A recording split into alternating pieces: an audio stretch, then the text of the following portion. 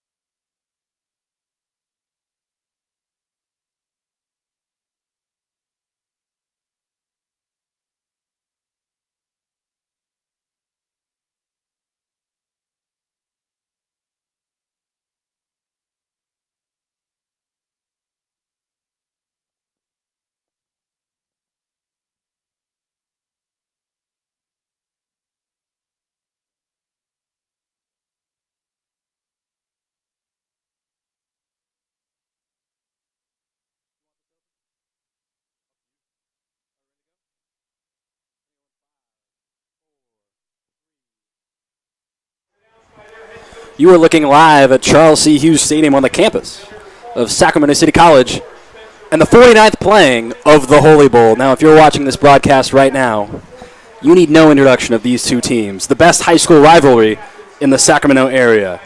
I'm Dave Anderson from the class of 2007, very privileged to call this game tonight with Sean Steimel from the class of 2011 in what should be a very competitive matchup between your Christian Brothers Falcons and the Jesuit Marauders. As aforementioned, Sean and I are both alumni of Christian Brothers, one of the finest academic institutions in the world, I would say.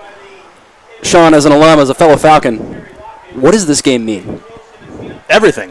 I mean, honestly, when you look at our football season, I mean, yeah, we want to make the playoffs. We want to go far in playoffs. But the first question anybody is going to ask is, how did Holy Bowl go? This game means everything to, at least for us, at least for Christian Brothers. I know for sure this game means everything. But for both sides, you see the importance. You look on the sidelines and see how many people are here. This game clearly means a lot to a lot of people. Speaking of playoffs, this is a Falcons team coming off their finest season in 30 years, an 11-3 campaign that included an 11-game win streak and a march to the Division III section championship game where they fell to eventual state champion Oakdale. Last year's game against this Jesuit team was tight and competitive. It was tied after the third quarter at 7. A late pick 6 by the Marauders made it 22-7, and the Falcons are fired up about this game. And I was talking to a lot of the guys this week. This week the mantra is, it stops at 7. The significance of the number 7, it's been 7 victories in a row for the Jesuit Marauders in this rivalry game. Jesuit is coming off a terrible loss. Let's just come out and say it. A terrible loss last week, albeit to one of the country's best teams in Folsom High School.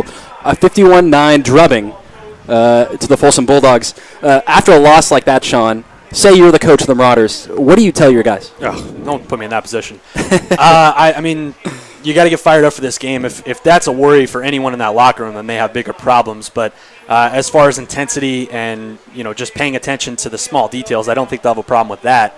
But if Jesuit ends up facing adversity early on in this game, I think then you can recall last week's game and say maybe it's a little bit of a hangover.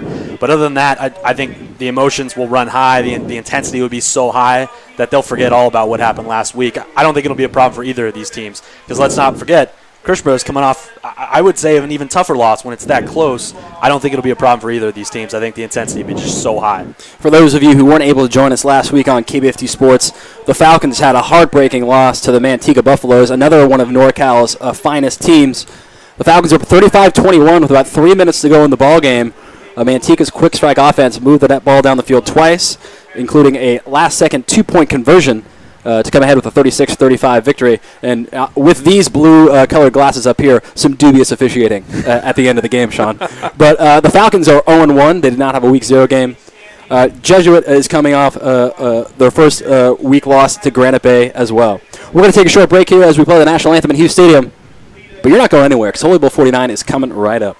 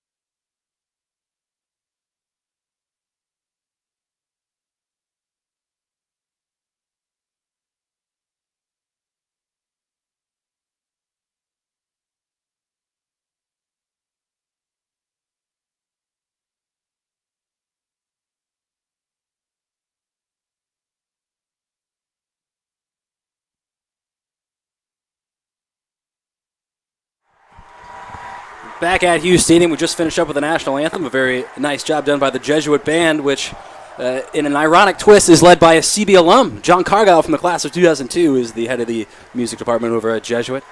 But I'm sure tonight he's rooting for the Falcons a little bit. Another shout-out also to John O'Connor, watching live from Kansas City, Missouri. How you doing, John? Hope you're having a great year. But we're back at Hughes Stadium when we are ready for kickoff, Sean. I'm excited. I mean, we were talking about this pregame. It's been 7 years since the last CB victory. I remember that night vividly. Eddie Ralph, good friend of mine, was on the offensive line of that team. And there was just a feeling we had going into that game that night was going to be special. I've got a similar feeling tonight. I'm not predicting victory. I'm not assuring anything. But I've got a similar feeling. I have a good feeling about this game tonight. There has been a quiet confidence this week from our Falcons on MLK Boulevard getting ready for this showdown. And they're going to be set to kick off here wearing the Stormtrooper all-white unis. Blue helmets and the white face masks. Jesuit with the red tops and red helmets with the yellow face masks. And the white pants, Luca Battararo, the senior in his first year playing football, the soccer player, is going to kick things off for the Falcons. And Holy Bull 49 is underway. Marauders going to take it at the 10-yard line. And they're going to be brought down at around the 27-yard line. That's going to be number 32, Chase Gallup for the Falcons on the tackle. Number 23, Demario Keys, the senior for Jesuit, on the return. Marauders will start here on offense. Some guys to watch out on the offensive side of the ball for Jesuit. Number 34, Isaiah Rutherford, the junior, already has verbal offers from Alabama and Notre Dame. And then big number 15, Lorenzo Burks, the senior. It's his third year on the varsity for the Marauders. He has been a force in the last two Holy Bowl matchups. So Jesuit, as always, will start under center in their veer offense. It's Rutherford and Burks in the backfield. Josh Farr under center for Jesuits. And the dive's going to go to Burks to get things started. A pickup of about 3 yards.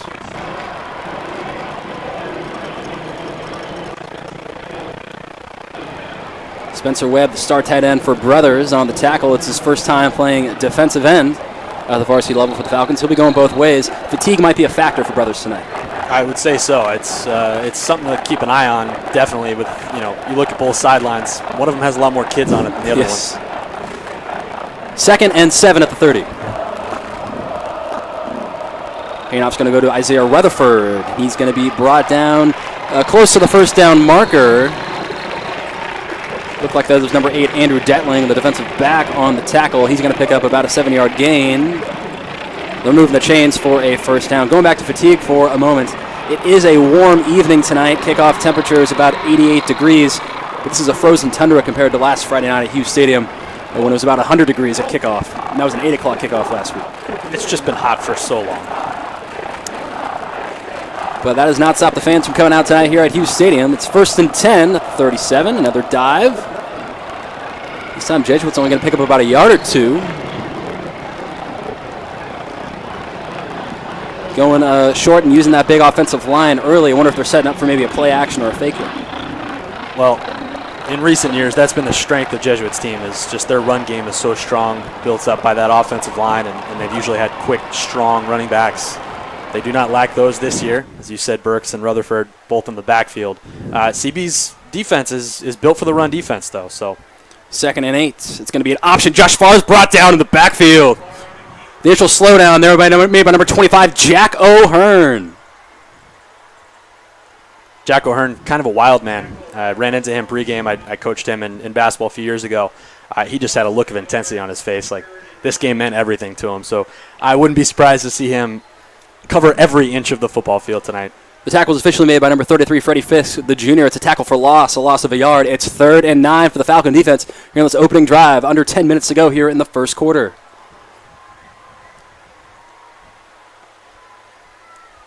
Farr's going to drop back to pass for the first time tonight. The officials are going to blow their whistle here. Sean signaling for a false start.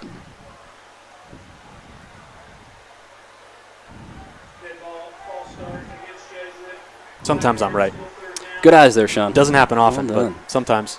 It's going to be 3rd and 14 for Jesuit. You think they look to go to the air here? On 3rd and 14, and maybe, although they would have success maybe on a draw play here. If they can get Isaiah Rutherford, the speedster, one of the fastest guys in Sacramento, if they can find him a hole. It's Rutherford to the right, Burks to the left in the shotgun. Farr is going to step back to pass. He's going towards the sideline. It's going to be intercepted by Andrew Detling. The Falcons with the turnover. Detling, the junior and backup quarterback for Brothers, picks it off, the first turnover of the evening, and the Falcons have the ball. Sean, some people might call that play right there an arm punt. On 3rd and long, you're just heaving it deep, see what happens. If it gets picked off, it's basically a punt.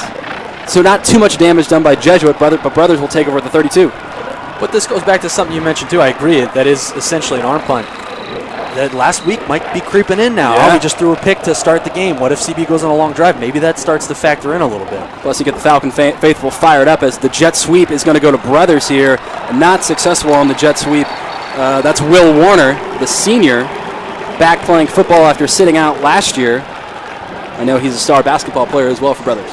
I'm very interested to see him not get hurt this football season. I would like to get him some touchdowns, but need him on the hardwood this year. Hopefully that first play there was not an omen of things to come for Brothers, as it's a loss of about 5. It'll make it 2nd and 15. I was talking to Coach Evan Boylan earlier this week. He said the jet sweep might be something that we might see a lot tonight from Brothers on the ground. But they're going to go with 4 wideouts and a man in the backfield here. They're going to go slant to Jack O'Hearn. And Jack, little alligator arms there. Kind of mistimed catching that ball there. You think he needed a jump? I don't think he did. I think he could have stayed on the ground, maybe got some yards. That also factors in what I was saying earlier. His nerves are so high right now. I mean, I saw it in his eyes. I think he just wanted to break that out for an 80-yard touchdown. Just calm down. It's 3rd and long. Let's move the sticks a little bit, but nerves are definitely playing a factor in this game so far. 3rd and 15. They're going to go to the same 4-wide set with a man in the backfield. That's Chase Gallup in the backfield for Brothers. Gunnar Falk in the shotgun. Takes the handoff, and it's going to be a draw for Falk. Falk's on the ground. He's speedy. He's trying to break the edge here. He gets a healthy game. That's not going to be enough for the first down. He goes out of bounds at the Brothers 37. And that may not have gotten a first down. Christian Mills looks like they're going to punt. But that will be fresh in the minds of the Jesuit defense that Gunnar Falk can run it a little bit too. Everyone knows about his arm. He's a very accurate passer, can throw the ball over the field. But if they have to worry about him escaping the pocket, they're going to have a linebacker or a defensive back spying him. It's going to maybe free up some open space, maybe for Spencer Webb, maybe O'Hearn catches some space out wide. Something to keep an eye on for the Jesuit defense if he's available to do that. Jacob Tucker, the senior, set to punt for Brothers. 2 back to return for the Marauders. They're playing a coverage defense here. Nice booming punt there. It's going to go over the head of DeMario Keys. And he's going to pick that up. It looks like he was in the end zone, but I believe that in high school that's an automatic touchback when you pick the ball up in the end zone, but that ball was on the 1-yard line. That could have been a very foolish decision. Do you think he knew about that rule? I don't think he just so. picked it up in the end zone, and the referee was like, all right, I'll bail you out here. That was going to be a tackle at maybe the 1 or the 2-yard line. A great punt by Jacob Tucker, but I'm sure Coach Marlon Blanton of Jesuit's going to give Keys an earful on the sideline. Oh, he's getting one. Oof. That could have been huge. That could have been a huge play for the Falcon D, who showed their strong will on that first drive, but Jesuit's back with the ball. 1st and 10 at the 20. It's 8:27 to go here in the first quarter. Josh Farr is under center. He's going to go dive. And there's a flag, looks like before the snap.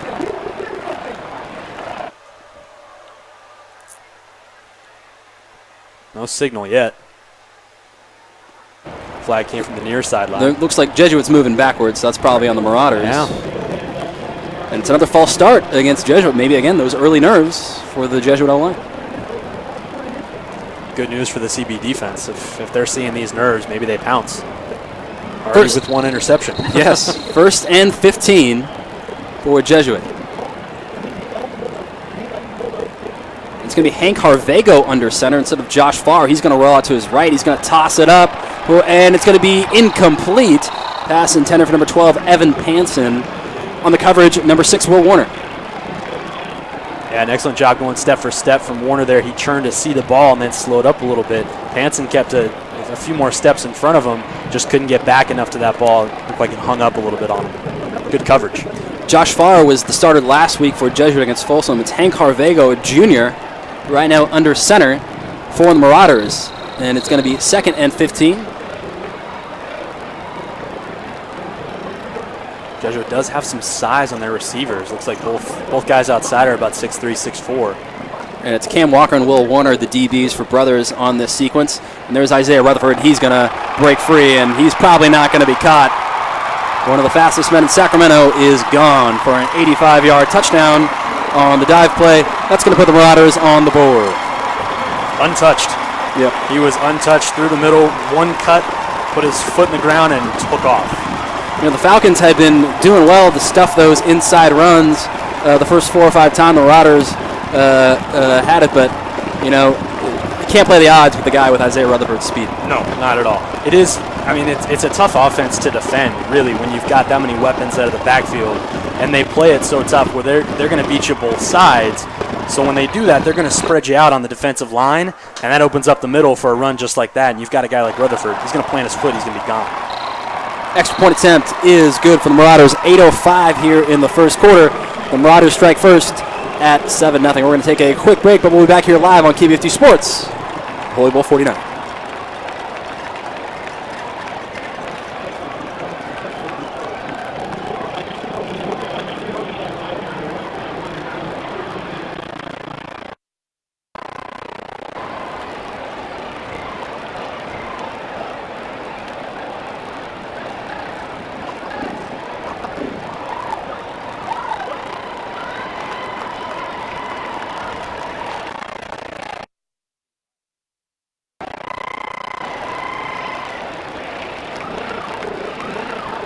Back at Hughes Stadium, 8:05, excuse me, to go in the first quarter. Jesuit coming off an 85-yard touchdown run by Isaiah Rutherford. And they're set to kick off to the Chris Brothers Falcons. It's going to be Mike Merritt who takes it at the 5 for Brothers, and the senior is going to be brought down at the 21-yard line, and that's where Brothers will hope to regain their offensive mojo. Before this drive starts, we want to give some quick shout-outs to some people watching from all over the country up in Portland, Oregon. One Patrick L. Barnes is watching tonight with some fellow Falcons from the University of Portland. Hey, Pat. Down in Moraga, we have Nick Hilton from the class of 2017. How you doing, Nick? And then just across the tracks here at the UC Davis Med Center, shout-out to Stacy Howell from the class of 2007 watching tonight's broadcast. Thank you to all of our Falcons tuning in. Tweet us at KBFT Sports if you want a shout-out from us tonight. Gunnar Falk in the shotgun. He's going to go handoff inside. Looking like that's Chase Gallup, number 32. That is indeed Chase Gallup. He picks up about 2 yards. It'll be 2nd and 8. Now, Gunnar Falk last week did it all through the air. He had 5 touchdown passes so far. The Falcons going on the ground a little bit. Yeah, they're going to have to establish a run game to open up the aerial threat that is Spencer Webb. 2nd and 8. And it's going to be Gunnar Falk. He's met at the line of scrimmage, and that's running back Lorenzo Burks. Welcoming him to California high school football. Gunnar Falk coming at the middle of the semester last year from Georgia. He won a state championship at Georgia, one of the toughest high school states for football in the country. So he brings veteran leadership and moxie to this Falcons offense. 3rd and 10. Falcons hoping to avoid another 3 and out here with 6:57 to go in the first quarter. Falk drops back to pass. He's going to go in the flat to Jacob Tucker. Tucker tries to make a man miss, but he slips on the turf. A gain of about 6, but that's going to bring up 4th down. Yeah, he just tried to make a cut and get by the defender and lost his footing. That knee hit the ground, and in high school, as soon as your knee hits the ground, you're done. Tucker was open there. He had a little space. A gain of 6. It's 4th and 4. Tucker's going to stay on the field and punt the football. Looks like we got a timeout. And Jesuit's going to call a timeout. 6:24 to go in the first. Jesuit 7, Brothers 0. We'll take a timeout with them.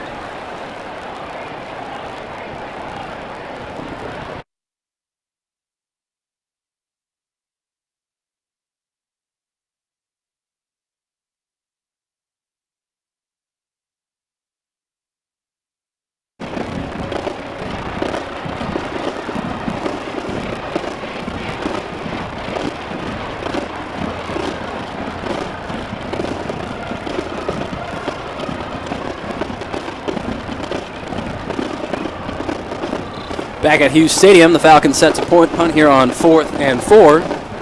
It's 7-0 Marauders, 6:24 to go in the first quarter. Full house tonight at Hughes Stadium. Falcon cheering section looking like a sea of blue as always. Tucker's going to punt. High arcing punt. Rutherford's going to call for a fair catch. He does so at the 32-yard line. That's where the Marauders will take over. And we have folks watching from all over the country, including in Fresno, California, Megan Wilitis. Hope you're enjoying tonight's broadcast. In Boulder, Colorado, we have Noah Cruz from the class of 2015 and a proud CVTalent.com alumni. And then in New York City, we have Dante Mazza staying up late tonight. He's not the only New York City resident watching. Annie Steimel, sister of one, Sean Steimel, hopefully watching. She's a good sister. Hey, Annie. 1st and 10 at the 31. Another dive hand of the ball is loose. That came out. Yep. The Falcons have it. They've recovered. The second turnover of the night for Jesuit. And just like that, the Falcons have the ball in Marauder territory. I think it was Tyler Hall that came up with that one. Man, that's huge. Huge momentum swing there. Yeah, the Falcons were down and out after 2 straight 3-and-outs. Jesuit had the ball up by 7, looking to score again. And just like that, it's Falcon football. 6:08 to go here in the first quarter. First quarter turnovers already for Jesuit. Do you take a shot at the end zone first down right here? Let's see. It's looking like it. Gunnar Falk's going to roll out to his right, looking downfield. He's going towards the end zone. He is going to find the end zone! Touchdown, Tyler Green! The Falcons are on the board. A quick strike from Gunnar Falk to the junior, Tyler Green. Green had 2 touchdowns last week. It's his 3rd of the season with that grab tonight. 31 yards from Gunnar Falk. You called it, Sean. I mean, to be fair, that was more 40 yards, and he threw it off his back foot with the guy sprinting at him. That was one of the more impressive throws I've seen from a CB quarterback in a long time. Very impressive from Gunnar Falk, the senior. Luca Battararo is on to try the extra points.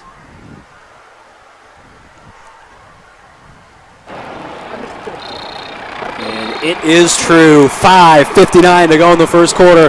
Brothers has tied things up with Jesuit at 7. Let's go back to Gunnar Falk for a second. Again, he had 5 passing touchdowns last week, but he was almost more dangerous on the ground against the Manteca Buffaloes. And you saw that last play, Sean, the way he was able to easily spin out of that Jesuit defensive tackle. I mean, he was under pressure as soon as he got the ball. That guy ran through the offensive line like nothing, and Falk took 1 step to his left, actually spun it outright, and 2 other guys were sprinting at him. And I'm telling you, that was a 40, maybe 45-yard throw because Green caught that ball in the back of the end zone. And off his back foot with a guy in his face, right on the money, Green had a lot of space to work with there. I mean, that's a hell of a throw. Let's give it up for Tyler Green, too. He had not a lot of real estate there in the back of the end zone to hold on to that pass. Yeah, it looked like him and Spencer Webb were both going for the ball. I think Webb was thrown off. It looked like a little too far for him, which is, I mean, it's hard to overthrow him. He's at least 6'5". But yes, Green deserves a lot of credit for that catch. DeMario Keys takes the kickoff at the 15-yard line. He's going to be brought down at the 34. Number 32, Chase Gallup, another special teams tackle for him. That's Green's 3rd touchdown of the season. Another big shout out to our party of Falcons watching in Chico, California, particularly Mitchell Cabral. Hope you're enjoying tonight's contest. Saturday night in Chico, and they're watching the Holy Bowl. If that doesn't tell you how much importance Holy Bowl has, then I don't know what does. Well said, Sean. It's 1st and 10 at the 30 for the Jesuit offense. Josh Farr's back under center. They're going to go to Rutherford behind a host of backers. He picks up maybe a yard. Yeah, it looked like Daniel Simoes in there on the initial tackle. He's done well on the edge to set it and make Rutherford come back to the middle. Of course, they got beat on that long play at the middle, but you want to contain Rutherford as much as you can. You don't want him getting to the edge and getting a step on your defensive ends. You want to set that edge. Simoes has done a very good job so far. Simoes, one of the co-captains of this Falcon team. It's officially a gain of 2, and it's 2nd and 8. Jesuit with the 2-back set, Farr under center. He's going to drop back to pass. He's looking towards the middle of the field. He has got a man, and that's going to be a Jesuit touchdown. Evan Panson on the catch from Josh Farr, 68 yards. Detling there on the coverage just got lost. He got his footwork long, and Hansen was full stride. Tough to catch up with him. That's 6'3" speedster as a wide receiver right there. That throw was right on the money, too. That's a good touchdown. Yeah, Hansen had at least a yard or two on the defender. I think one of the CB DBs bought that fake pretty easily on the inside handoff. And again, Jesuits basically run the same formation. Maybe one of those snaps has been out of shotgun. But, it's hard to predict where they're going with this veer offense. And they have so many weapons to beat you with. You have to respect every option they have. You can't just say, they're going to run it. We're not going to pay attention to it. You have to pay attention to everything. Extra point is good. 5:01 to go here in the first quarter. Marauders 14, Falcons 7. We'll be back in a moment here on K50 Sports.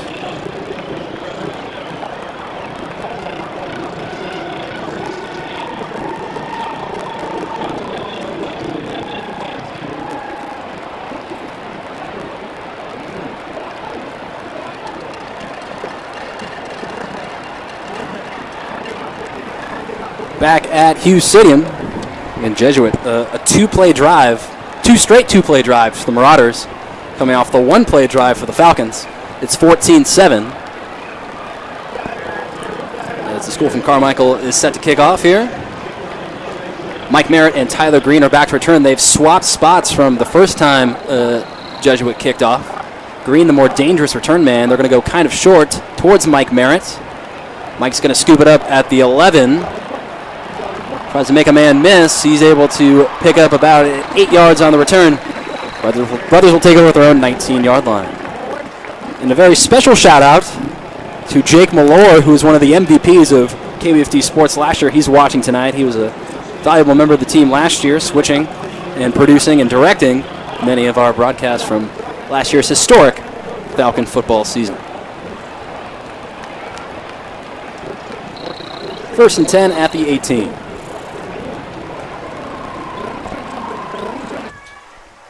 Falcons are going to go in the shotgun. Stack receiver set on the bottom left. Tyler Green to the right. Man in motion, that's Freddie Fisk on the jet sweep. Fisk hesitates, tries to break the edge, and he's going to be stopped at the line of scrimmage. There is a flag on the play. That might be holding. Yeah, it's right in the spot of holding. Looked like he found a little bit too much space there on the edge, which leads you to believe it was holding.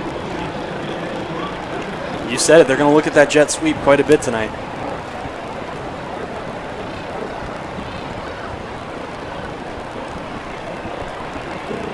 I know Folsom had a lot of success on that jet sweep last night, and it is holding, last week. It's holding against the Falcons, 10 yards from the spot.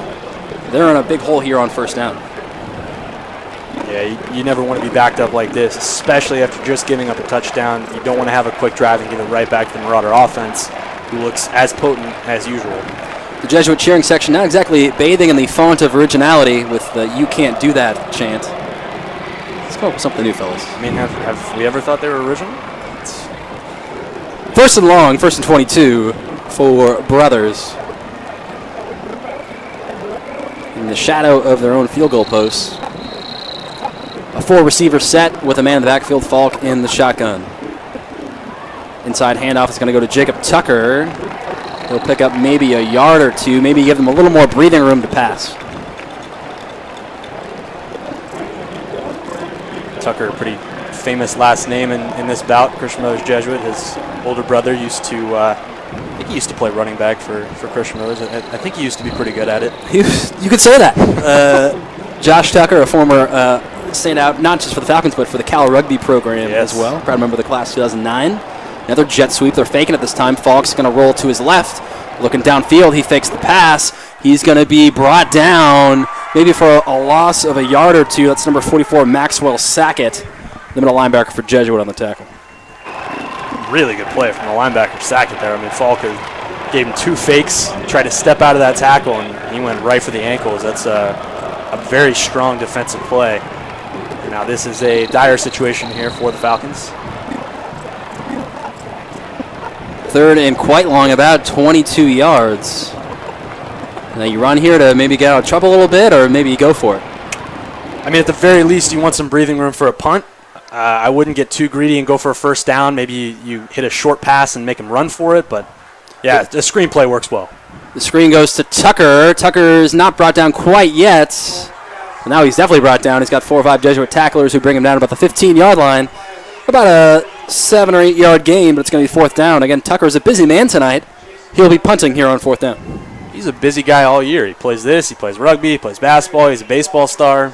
He's just a busy guy. And, of course, school. School comes in there. 2:58 to go here in the first quarter. It's 14-7 Jesuits.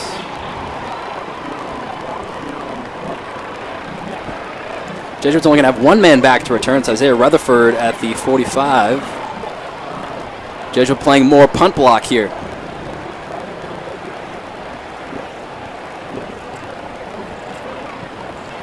Uh-oh. And Tucker's going to be brought down for a safety. He mishandled the snap. And Jesuit's going to get 2 points and the ball. I mean, that wasn't worst case scenario. Yeah. Worst case scenario is just drop the ball and it's a touchdown, but it's not great. You know, I got to say, in this situation for Tucker, that was the smart thing to do. Not try to, randomly kick it or maybe throw it or mess with it some more. Just take the safety. I mean, it's not the best case scenario. No, but there are worse scenarios. Yeah, there are many worse scenarios. So 2:29 to go on that scoring play. 16-7 Jesuits. I'm going to shout out some more members of the class of 2017 watching tonight. Devin Paulding in the city tonight. Hope you're enjoying yourself and behaving as well. Sophie Emerson down in San Diego. Hope you're enjoying tonight's matchup. You can tweet at us at KBFD Sports if you're watching. Maybe send us a photo on KBFD Sports. We'll retweet you.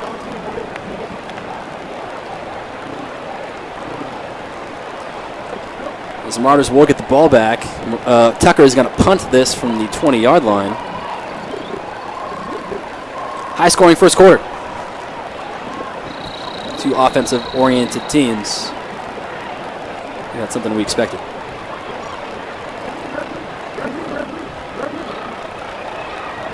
Punt's going to go to DeMario Keys at the 25-yard line. Trying to point out a blocker. He gets a block on the edge. Runs into Falcon territory at the 45-yard line. Knocked out of bounds by Jacob Tucker, the punter. Getting the tackle.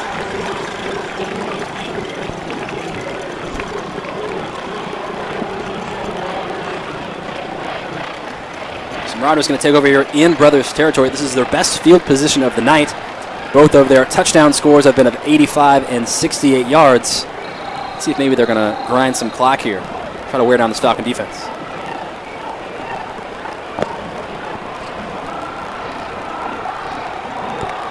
Two-man backfield. Lorenzo Burks is taking a break. He's not on the field right now for the Marauders. We're going to go inside handoff to a fullback, and he's got some room to run.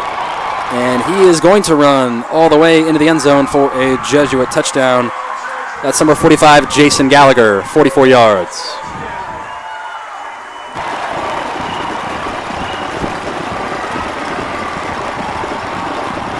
Second running touchdown tonight for Jesuit. The first carry of the game for Gallagher, listed on the roster as a middle linebacker. Gotta imagine he's the man who backs up Lorenzo Burks. And his first touch is for 6. Yeah, just right up the middle. One cut again, all the room in the world in the middle, and just took off. We had no speed up the middle, and Gallagher took it to the house. Extra point attempt is good. 23-7 Jesuit, 2 minutes to go in the first quarter. We'll be back with more from Hughes Stadium after this.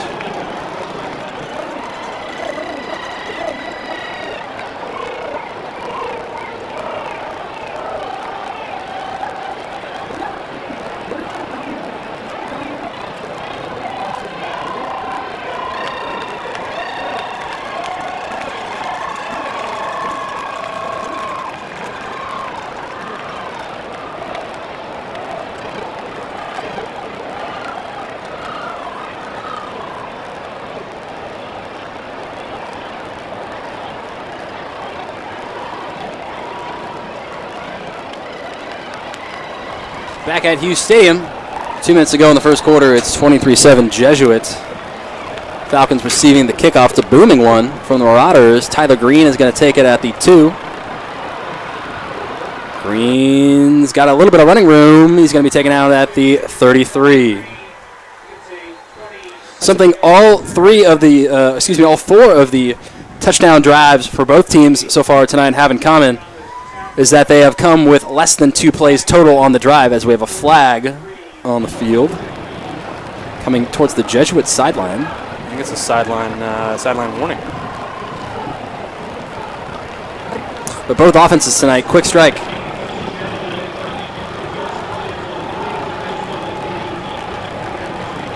It's a sideline warning against Jesuit. It's just a warning. No yardage penalty on this one. 1:52 to go in the first quarter. Falcons have the ball back. Tyler Green lining up the receiver slot to your left. Spencer Webb on the far right. Be nice to see him get involved on the Falcon offensive end. I don't even think he's had a target yet, has he? Other than the long touchdown pass, which maybe was targeted to him. Yeah. That was to Tyler Green. True. And Gunnar Falk is on the QB keeper. He's going to try to get the edge there. The Jesuit defense definitely forcing him to the outside, kind of taking away that inside run game. Yeah, they've game planned for it. I guess they know how speedy he is and are spying him once he comes out wide, and they're going to force him to the sideline as quickly as possible. Plus, in terms of pure yardage, that's a lot of running for Gunnar Falk, and they're hoping maybe to wear him out. It's a gain of 2. It's 2nd and 8 for Brothers. Falk in the shotgun with Chase Gallup in the backfield. Will Warner and Spencer Webb out wide. And they're going to go to Webb one-on-one. On the back shoulder, it's caught. The sure-handed Oregon commit hands it in towards midfield. That's going to be a first down for the Falcons. Just go ahead and say it. We should do that more often. Yes. When he's single covered, just throw it to the outside shoulder. He's going to box him out and go get the ball. Spencer Webb, 6'4", tight end. Although he's going to be playing mostly in the wide receiver slot position a lot for the Falcons this year. It's the first down for the Falcons tonight. And it's 1st and 10 at 50. Inside handoff goes to Chase Gallup. And Gallup with about a 5-yard gain. That's probably the longest gain from a running back tonight for Brothers. Yeah, it's a good strong run up the middle. I mean, they're going to have to do something up the middle to make the Jesuit defensive line pack in, and then they'll look to go outside a couple more times to Webb, to Green, to Will Warner, to anybody out wide. You got to have a strong run game up the middle to get those spots outside. Officially a gain of 4. It's 2nd and 6. 1 minute to go here in the first quarter. Falk's in the shotgun with Gallup once more. And the Gallup again is going to get the handoff. And he'll plug ahead for a gain of about 3 or 4.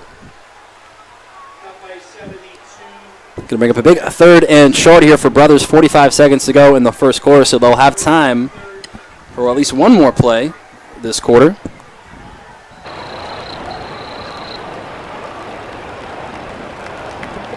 Well, on the outside, Warner on the near side of your screen for Brothers. Gallup once again in. Warner on the jet screen. They fake it, and it's going to be Gallup getting the call for the 3rd straight time. Pick up some momentum. That's his longest of those 3 runs, a gain of about 7. It's going to be 1st and 10 at the 35. Good blocking from the guys up front, too. That was a pretty sizable hole, and Gallup just hit it. That was a very good blocking play. 15 seconds here to go in the quarter. Gunnar Falk kind of taking his time here for the Falcons if they want to get another playoff before the quarter ends. 10 seconds to go. I don't think they're going to make it here. They're hustling quickly. 3, 2, 1, and they get it off. Well, it looks like they maybe got it off, but the PA announcer perhaps encroaching on the territory of the officials there. Tim Fleming, my old basketball coach. I've known him for years, and yes, that's definitely some gamesmanship of Jesuit being the home team this year. Indeed, they are. The Jesuit with the game itself right now ahead 23-7 after the end of the first quarter. Plenty of football left to play here on KBFT Sports.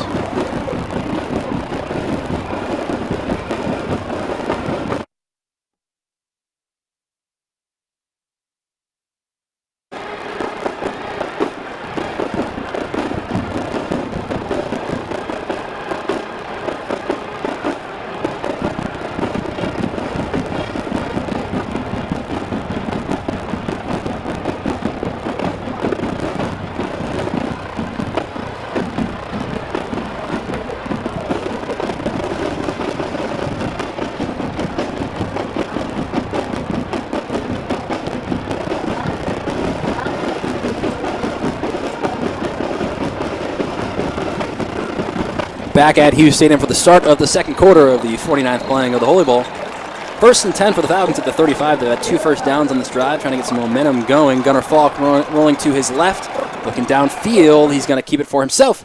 Pick up about 3 yards. It'll be 2nd and 7.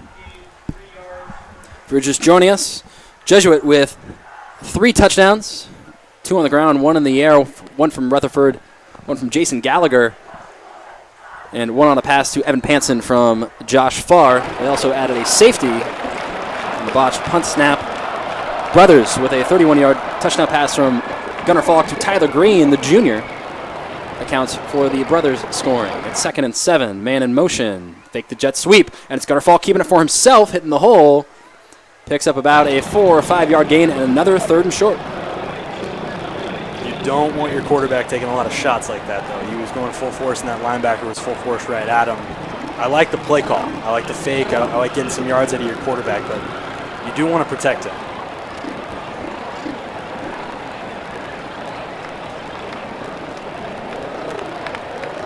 Third and 2. Inside handoff goes to Chase Gallup, and he's close to a first down. It's going to depend on the spot here. Farr referee looks very close. He got some forward momentum before getting pushed back, and that's right at the 25-yard line where the first down marker is. They're going to have to measure this one. Although this is the Holy Bowl and Jesuit's the home team, so. They're not measuring it. They're going to say 4th down on the field. Imagine my surprise. Well, it's 4th and very short. Obviously, Brothers is going for 10:45 here to go in the second quarter. Best field position they've had all night. It's going to be Gunnar Falk in the shotgun. Gallup again in the backfield. There's a flag before the snap. False starts. Ooh. 5-yard penalty gives them a little more room, but it's coming from, again, a Falcon perspective. 4th and 5 at the 30-yard line. Another "you can't do that" cheer from the Jesuit galley crew. Seems to be that's all that's up their sleeve so far tonight. 4th and 5. 4 wide receivers for Brothers. Falk, 3-step drop across the middle to Spencer Webb. Webb's got a little room. He's got speed to the 10, the 5. He's going to bowl his way down to the 1-yard line. Just shy of the goal line, but showing off his strength and speed. Number 4, Spencer Webb. I mean, Falk put that right in his numbers. Webb caught it 2 hands, full speed, got out wide, and then barreled. And I mean barreled into a defensive back. And I think that's the guy who's down on the field right now. Maybe a little too strong there for the Jesuit defender, but it's more than enough for a Falcon first down. That's his 2nd big catch of the night for Spencer Webb. Surely not his last this evening. I mean, I would hope so. I mean, we have a weapon on offense. We should use it.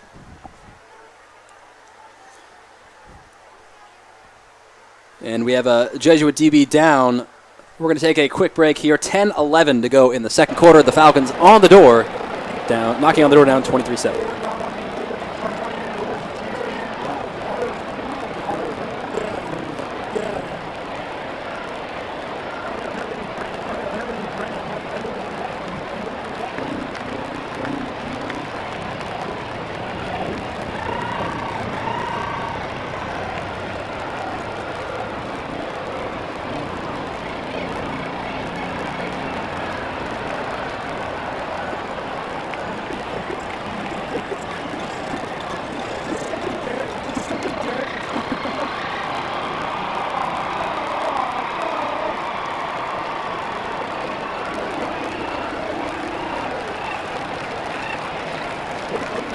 Back at Hughes Stadium, number 25, Joseph Hagopian of the Marauders being helped off the field. We hope that he's okay. Took a brutal hit from Spencer Webb on that 4th and 5. A gain of 29 on the pass from Gunnar Falk. 1st and goal for the Falcons. Chase Gallup has been the man for Brothers on this drive. He's lined up in the backfield. Exactly 10 minutes to go here. It's Falk rolling to his right, looks for the end zone. It's caught shy of the end zone. That's looking like that's Jack O'Hearn on the catch. A passing play with No gain. And it's 2nd and goal. What would Pete Carroll do here? Well, the Falcons have a hot running back, much like the Seahawks did. Hopefully their decision is different than Super Bowl 49. Sorry, not sorry to all the Seahawks fans watching out there. Spencer Webb comes in motion. And it's going to be Gunnar Falcon, the keeper. He's going to dive ahead. I don't know if he got in. Oof. I don't know if he gets up from that. He went head first into a pile. He does not have the ball in his hands. Jesuits claiming they have the ball, but he was clearly down. And they're going to say that's Jesuit ball.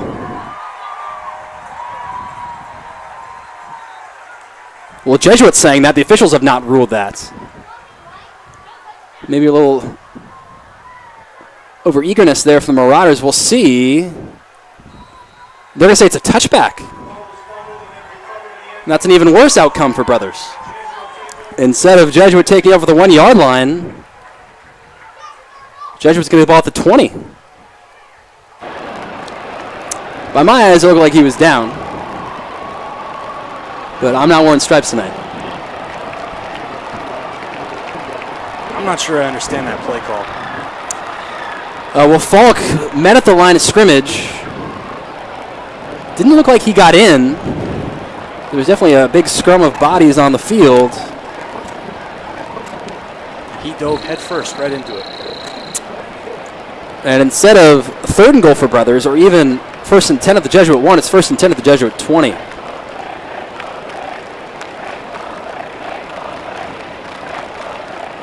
Two-back set for the Marauders. Josh Farr in. They're going to dive to Isaiah Rutherford.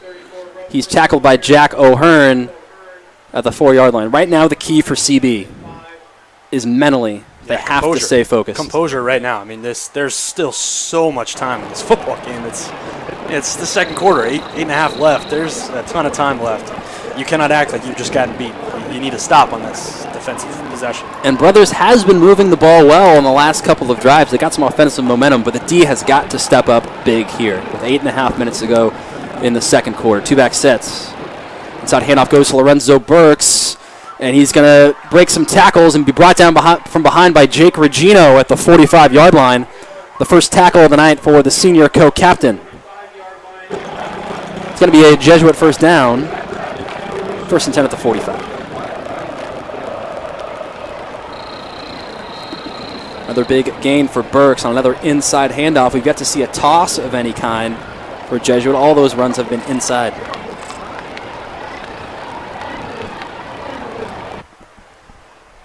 Eight minutes to go here in the 2nd quarter. Farr is going to drop back to pass over the middle to the tight end. Number 82, that's going to be Connor McAtee, brought down by Tyler Green in Falcon territory. There's a late flag, though. It might be a late hit from Brothers. Some extracurricular activities, I think. Johnny Stone and Connor Laffin are talking to the referees at midfield.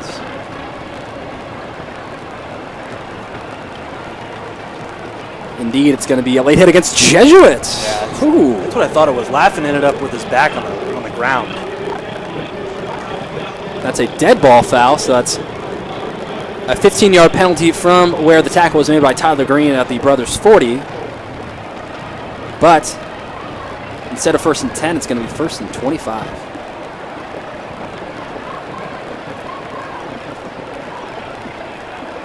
First personal foul of the night. Usually in a rivalry game, we see a couple of those. Yeah, I'm sure we'll see a few more. Correction, it's going to be 1st and 10 and not 1st and 25. Jesuit with that same two-back formation. Jason Gallagher back in the game for JHS. He's going to go inside to Isaiah Rutherford. Rutherford getting a little room. He's brought down by Connor Laffin. But a gain of about 12 back into Falcon territory. Man, he gets those feet moving and those legs pumping quick. I mean, he got through that line. He had to have made 2 cuts, and they were not big holes, and he hit them both. That's an impressive run. I know that didn't look flashy or anything, but that was an impressive run. Rutherford being recruited as a wide receiver defensive back, but he's been exclusively in the backfield for Jesuit tonight with 7.5 minutes to go here in the second quarter. 1st and 10 for the red and yellow. It's going to be a toss, the first of the evening for Rutherford. He gets a little space, tries to make a cut. Shows off a little power there, picks up about 8 or 9 yards. I think that's the thing that makes this Jesuit team so dangerous, though, is you can feature Rutherford as much as you want, and then you can change the pace. You hand the ball off to Lorenzo Burks, you're going to showcase him as well. I mean, they have so many weapons on this offense. They're tall wide receivers, have speed, they can beat you deep. Their tight end made a 25-yard catch over the middle. They have so many ways to beat you on offense. It's tough to keep up. 3rd and 2. Make that 2nd and 2, excuse me. 6:45 to go in the second quarter. Inside handoff.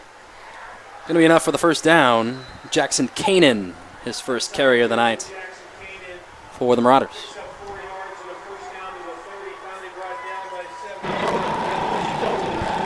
Dan Simoes on the tackle.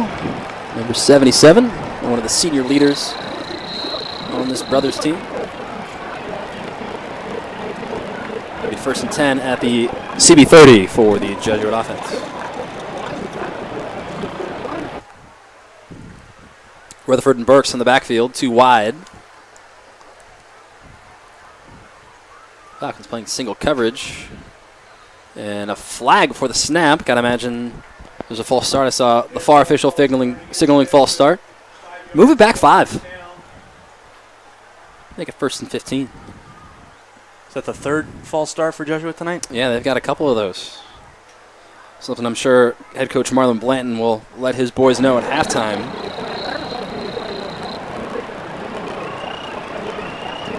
It's 6 minutes to go here in the second quarter. This is one of the longer Jesuit drives tonight. They have 2 turnovers. The other 3 possessions resulted in touchdowns. Inside handoff to Burks. He's met at the line of scrimmage. He maybe lost about 2 or 3 yards. I think he did. That's a loss. Yeah, Hall came through. Right through the line. Met him right at the hole. Tyler Hall, one of the starting linebackers on this brothers' side. I remember he was the freshman quarterback. They used to run option with him. They used to call those games on Thursdays, and he would just bulldoze people. It was clearly a linebacker playing quarterback. You knew he was going to end up doing this on Saturday nights. He had a strong week last week against the Manteca Buffaloes. 2nd and 16 after the loss of a yard. 2 wide for Jesuit. Burks in the backfield. Rutherford off left. And another flag. Or maybe a timeout. I'm not seeing a flag. It's delay of game against Jesuit. That also stops the clock at 5:02. More importantly, it makes it 2nd and 21. I'm just looking at all the coaches on the Jesuit sideline. They all have the same look. Like, guys, come on. Far from a perfect game being played from the Marauders tonight, despite the 16-point lead. And it's going to be a play action. Falcons did not buy that, though. And, look at like a block in the back there. Josh Farr is on his legs. There's also another flag. I know for sure that... yeah, there's a block in the back for sure. Number 74, Anthony Richardson, was blocked in the back, the sophomore, and it's holding against Jesuit. 10 yards from the spot. It's going to make it 2nd and very long. It's kind of semantics. It wasn't holding. It was a block in the back, but I think it's just easier to put your hand on your wrist.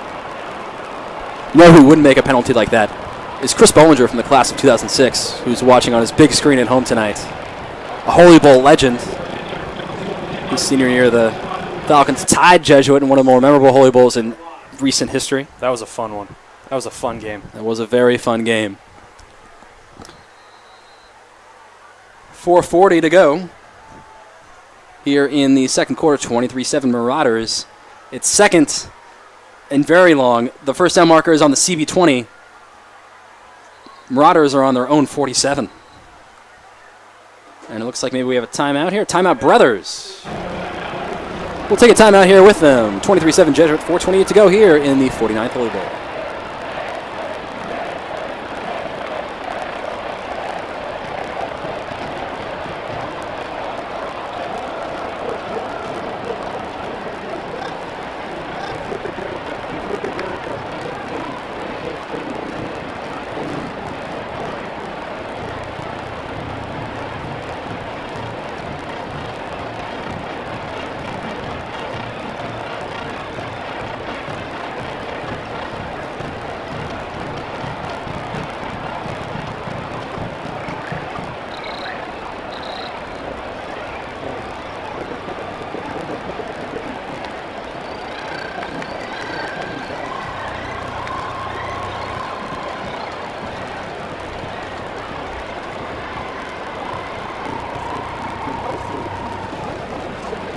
Back at Hughes Stadium.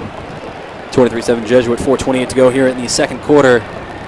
Second and 33. Yes, 33 yards to go for Jesuit. But the way they've been moving the ball, it's not out of the question that they'll get there in these next three plays. They're going shotgun. Bad snap. Maybe it was because it was a false start here.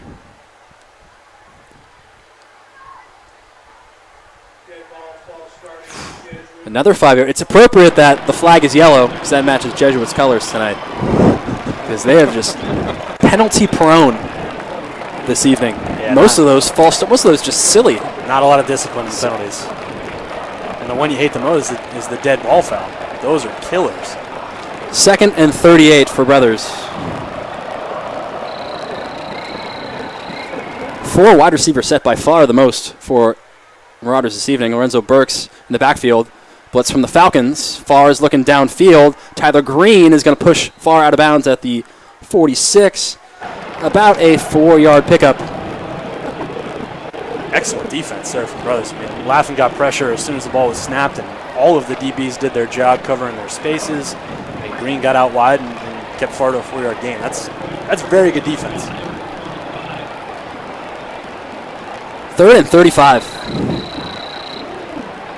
I would hope and pray that the Falcons stop on this one. As again, Jesuit going 4 wide. They've had some success getting pressure when Jesuit has been passing the ball.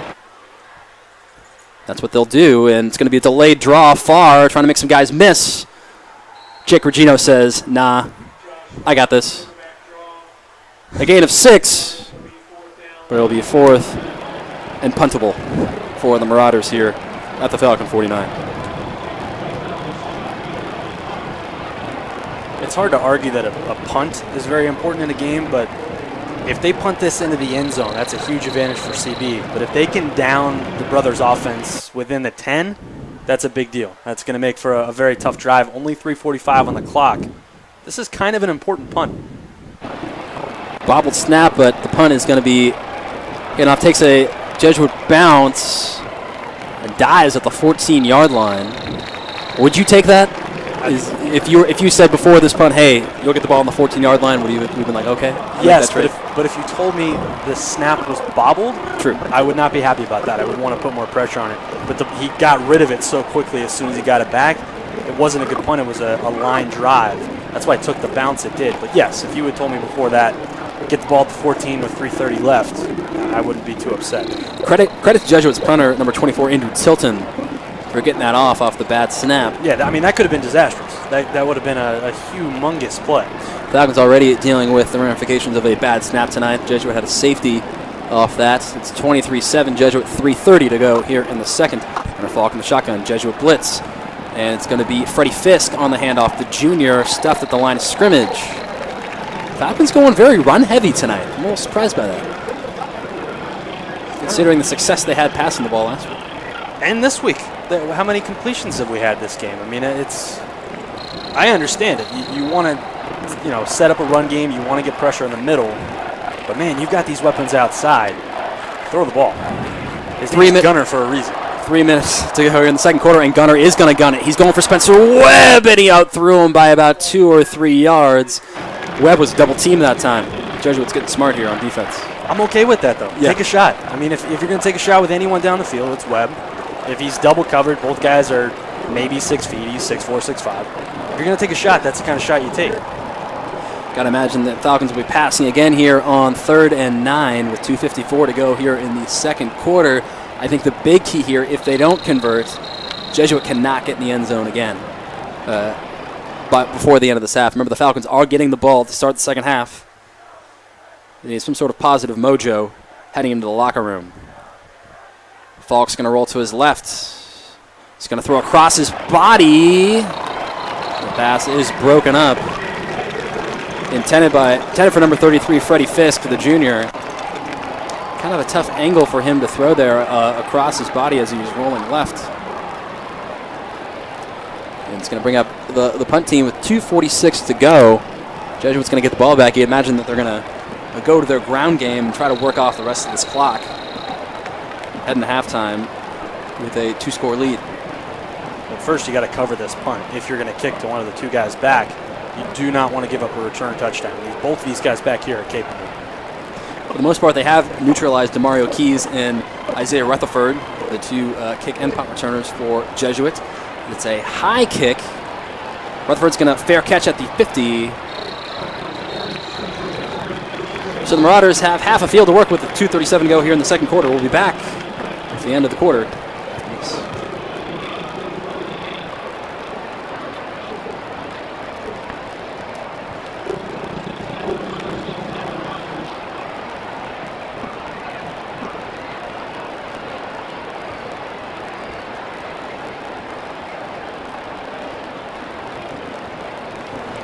Marauders taking over at their own 48-yard line. 2:37 to go. Both teams with 2 timeouts here to go in this first half.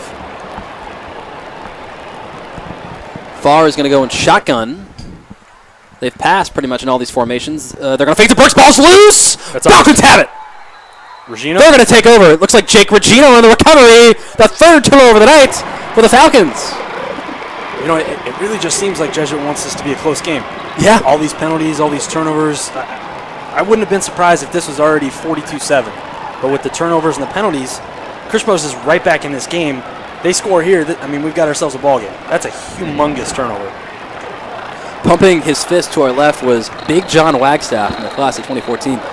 He's on the coaching staff here for Brothers this season. His sister Jennifer watching at home tonight, supporting baby bro. Falcons will take over at the 47. And while the Falcons have 3 turnovers, some of those have been unforced, like that last one. Josh Farr just could not handle that handoff to Lorenzo Burks. Sometimes that read option trips guys up, but Falcons have the ball now. They're going to fake the jet sweep to Tyler Green. Gunner on the edge. Gunner's got a little bit of room. He's going to plug away for a first down. It's going to stop the clock with 2:22 to go. Took another big hit there. Really smart run there, though. He found the hole. He sold that option first thing first.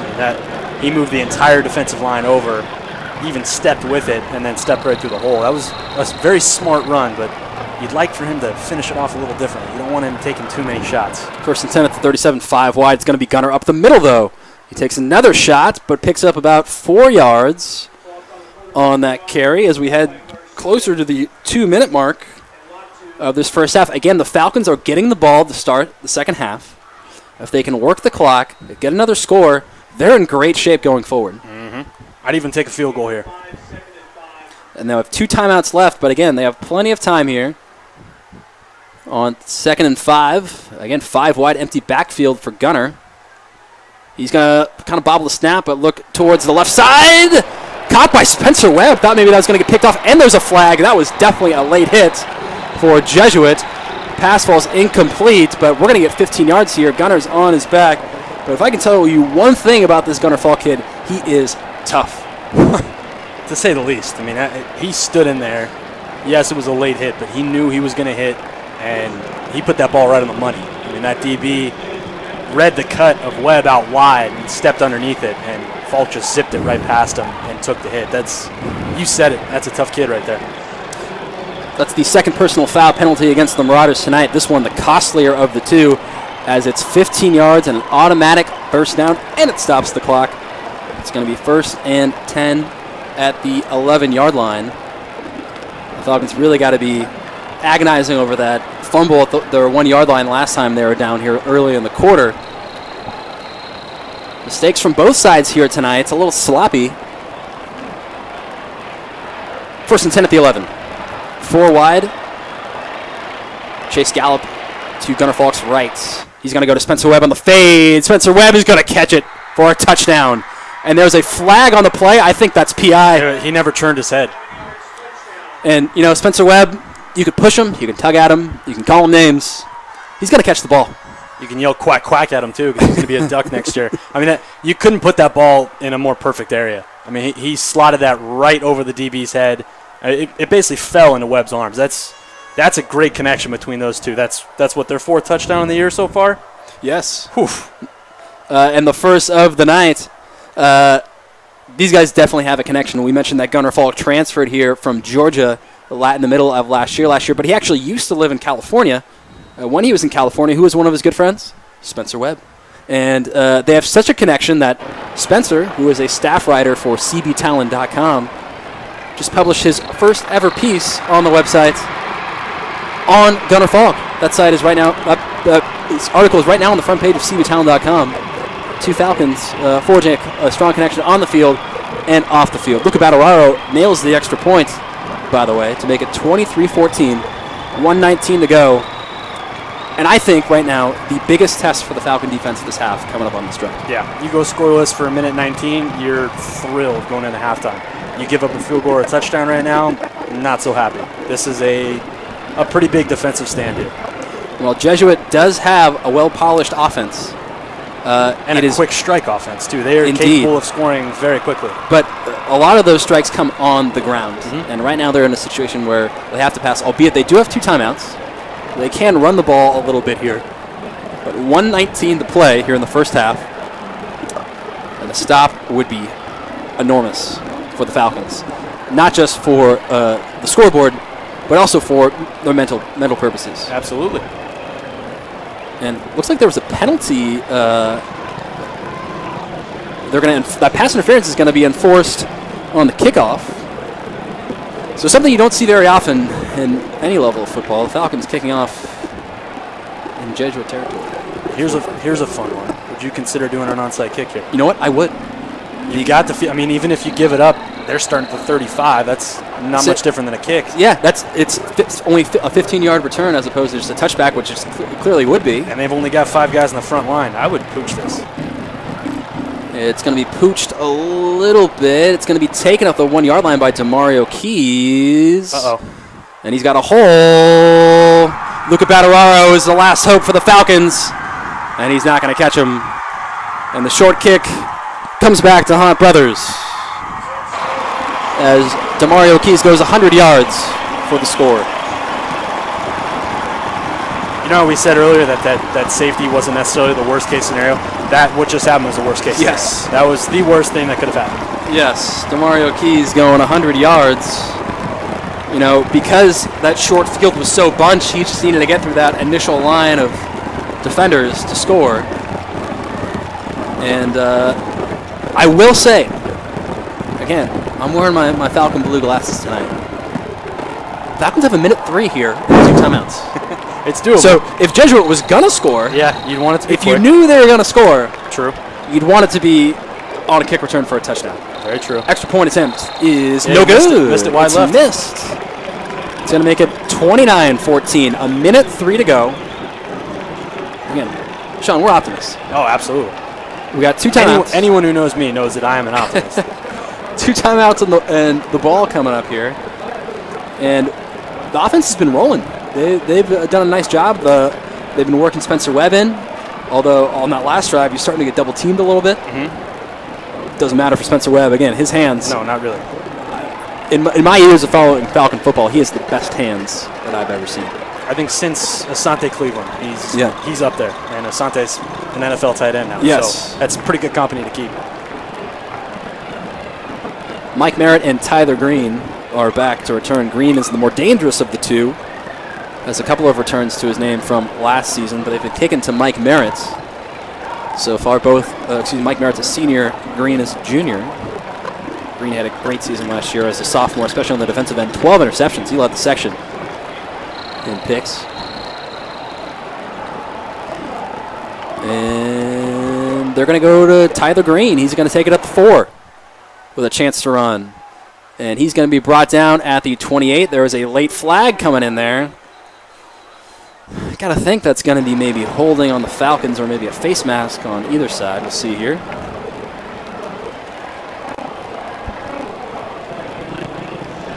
.55 seconds to go here in the quarter. And Brothers has 2 timeouts.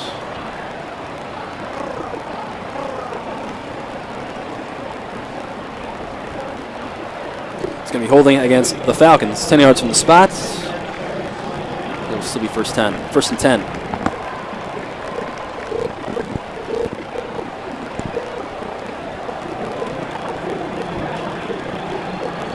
First and 10 at the 15.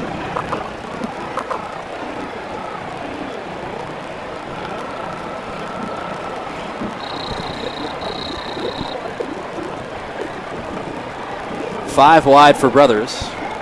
Going to fall in the shotgun set. And looks like maybe Jesuit calling a timeout here. Indeed they are. That leaves them with 1 remaining here. We'll take a timeout with them. 55 seconds to go in the second quarter. 29-14 Jesuit.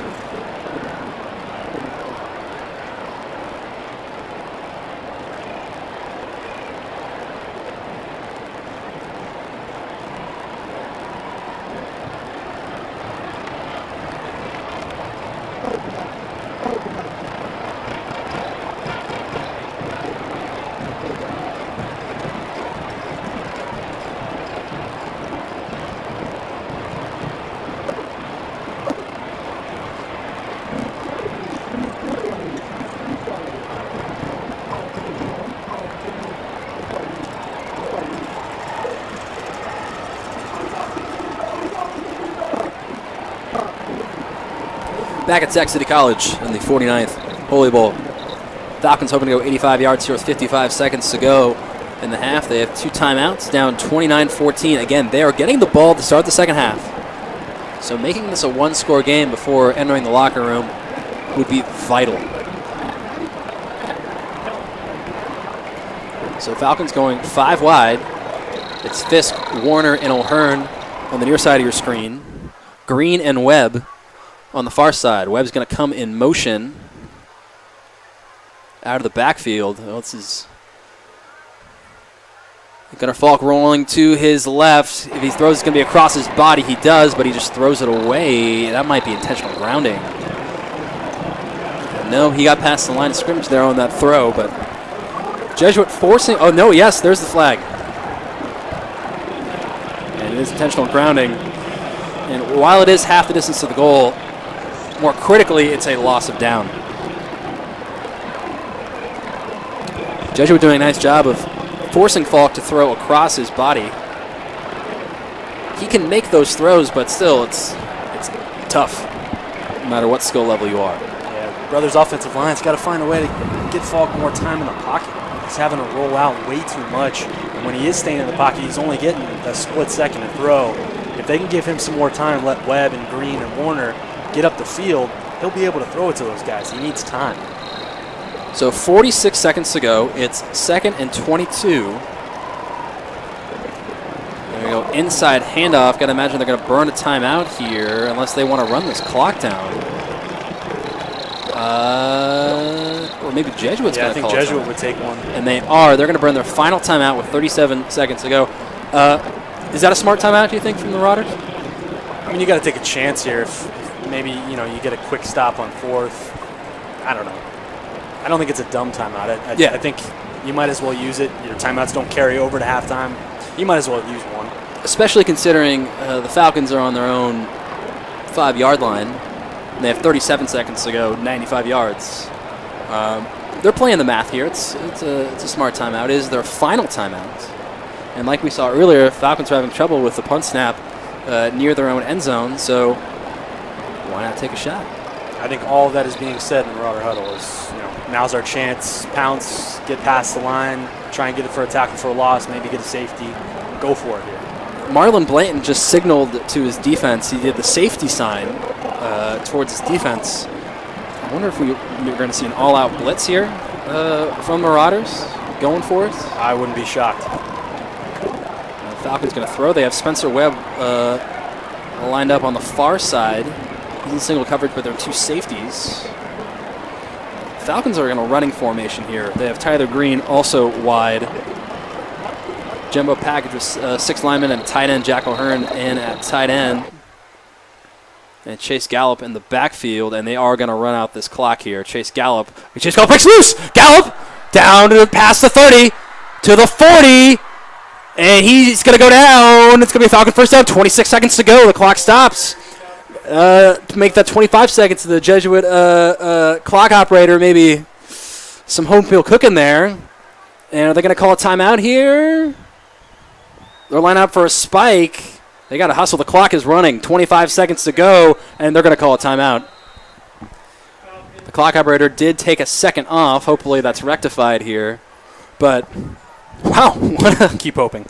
What a run. What a run. What a run. We were preparing, to take a break here, and head towards halftime, but Chase Gallup, who's had a great first half, especially here in the second quarter, by far his longest run of the night.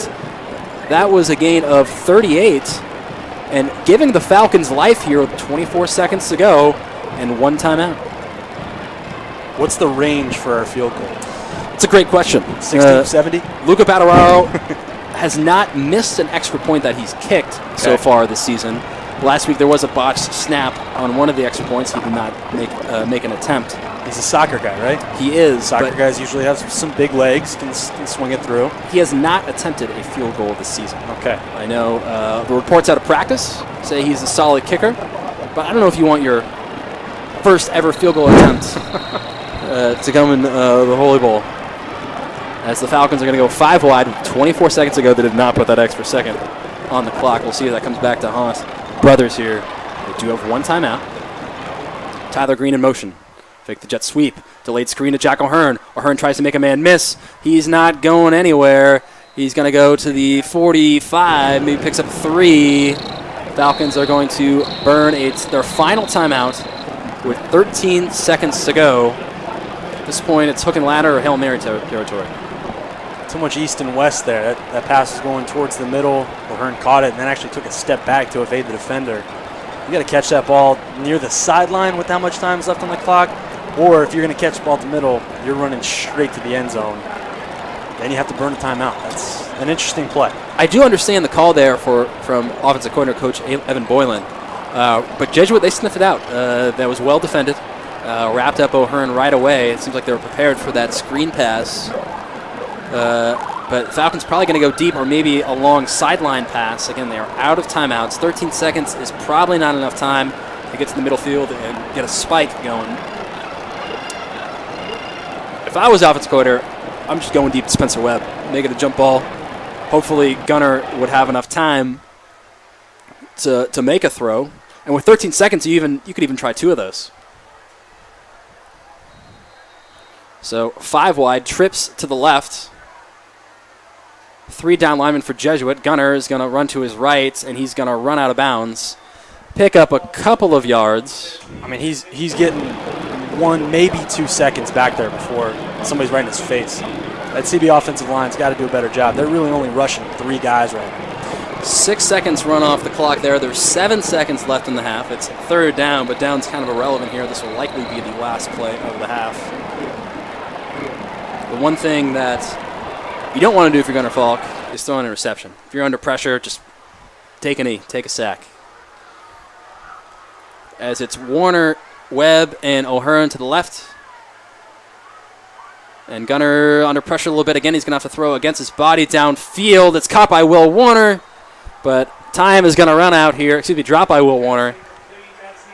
That'll do it for the end of the first half. Our score at the intermission, the Jesuit Marauders 29, Christian Brothers Falcons 14. Falcons will get the ball to start the second half. Quick thoughts before we take a break here, Sean. This game's not over. No. There's plenty of time left. Christian Brothers needs to come out with a strong offensive drive to start the half, but I'll put it this way. It could have been a lot worse for Christian Brothers. Jesuit doesn't turn the ball over 3 times. They were a little bit more disciplined with the penalties. This game could be out of hand. This is still very manageable. The story on both sides. For Jesuit, 3 turnovers, 2 fumbles, and 1 interception. For Christian Brothers, being denied at the 1-yard line, fumbling at the 1-yard line and recovery by Jesuit. And then the safety in the back of the end zone. Not necessarily the difference right now in the scoreline, but something that has played a huge factor in this game. And again, 29-14. We're going to take a little break here on KB50 Sports. We'll be back soon with the second half of Holy Bowl 49, live from Hughes Stadium.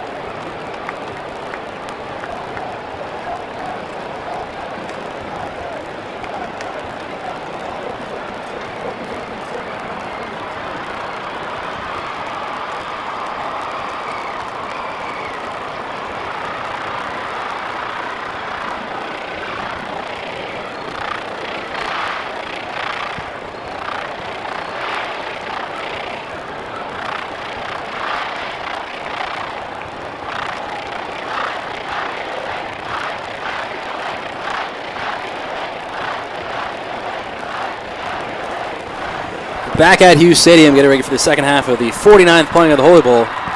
Dave Anderson alongside Sean Steimel here. Our score at the break, the Jesuit Marauders 29, the Christian Brothers Falcons 14. Right now, the CB cheering section doing a rendition of I Believe That We Will Win. And I feel like I'm not just saying this because, again, I'm wearing my blue Falcon glasses tonight. I also share the belief the Falcons are still in this, despite the two-score game. I'm right there with you. I just think this is a very important opening drive to the half. I mean, if they can produce, hell, even a good drive that doesn't end in a score, I think will be good. But if this ends in a 3-and-out, I'm losing a little bit of faith. But this is a crucial opening drive. If you're just joining us here for the start of the second half, first of all, where have you been? Second of all, to recap things, the Jesuit got on the board first with an 85-yard rushing touchdown by Isaiah Rutherford, their star running back, wide receiver. That was the junior, put the Marauders on the board first. They went on the board again. A 68-yard touchdown score from Josh Farr to Evan Hansen to make it 14-0. Brothers struck back, though, on the first play after a Jesuit fumble, a 31-yard score from Gunnar Falk to Tyler Green, a beautiful pitch and catch. Jesuit scored again. Lorenzo Burks, this time the other stud running back for the Marauders, with a lengthy touchdown run. Or excuse me, that was Jason Gallagher, with a 45-yard touchdown run to make it 21-7. The Falcons, though, were denied at the goal line on a drive and fumbled at the 1-yard line. It was eventually ruled as a touchback. Jesuit also had a safety in the first half coming off a botched punt snap. The Falcons were able to make it 23-14 on a scoring play from Gunnar Falk to Spencer Webb. And with about a minute to go, CB on a short kickoff allows a 100-yard kickoff return to DeMario Keys. Extra point was no good. And that's where we are, 29-14. So again, those of you just joined us, thanks for joining us here on KBFT Sports. Two people who have been with us for most of the first half. Special shout out to the legendary Therese Kamasura and Erica Robles, both from the class of 2016. Thanks for watching tonight, ladies. As we're gearing up for the second half, the Falcons will get the ball to get things going here in the second half. On offense, what are you looking for here, Sean? And we got to get Spencer Webb the ball first and foremost. I would like to see more time in the pocket for Gunnar Falk. I know that's easier said than done, but I think it is doable. Even in that last drive right before the end of the half, Jesuit was only rushing 3 guys, and they were getting pressure on Falk. I think it all starts with that, is giving Falk more time. The running game's been pretty good so far. I would say they had 3 or 4 drives that they were moving the ball really well, and then it kind of just stalled out because the passing game couldn't go. But if they can't give Falk more time on offense in the pocket, I don't know how much we're going to be able to look to the air. A short kick to get things going. It's going to be hopefully scooped up by Brothers. Yes, it is. At the 23-yard line, not letting Mike Merritt or Tyler Green return that one. Number 32, Chase Gallup, I was just about to mention him.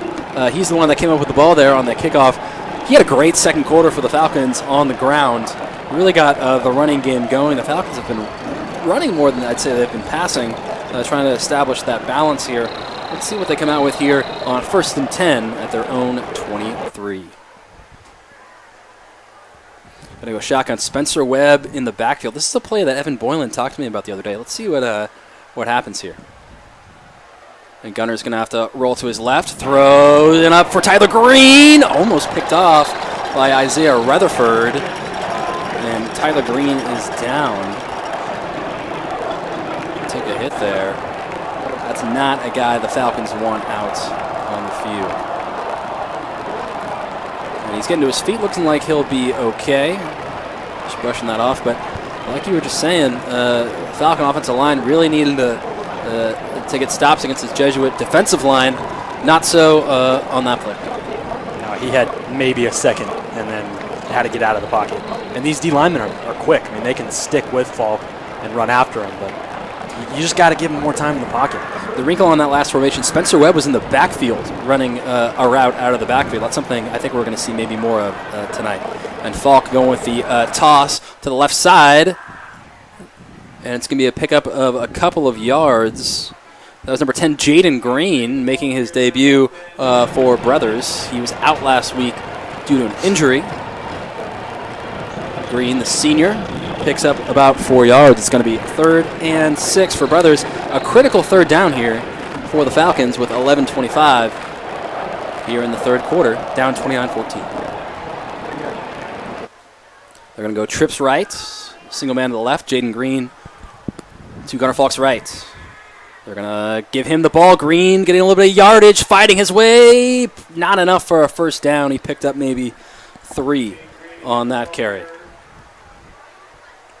It looked like kind of a read option there. Gunnar Falk not liking what he was seeing on the edge. So Green's getting the ball. The offense is staying on the field here on 4th down.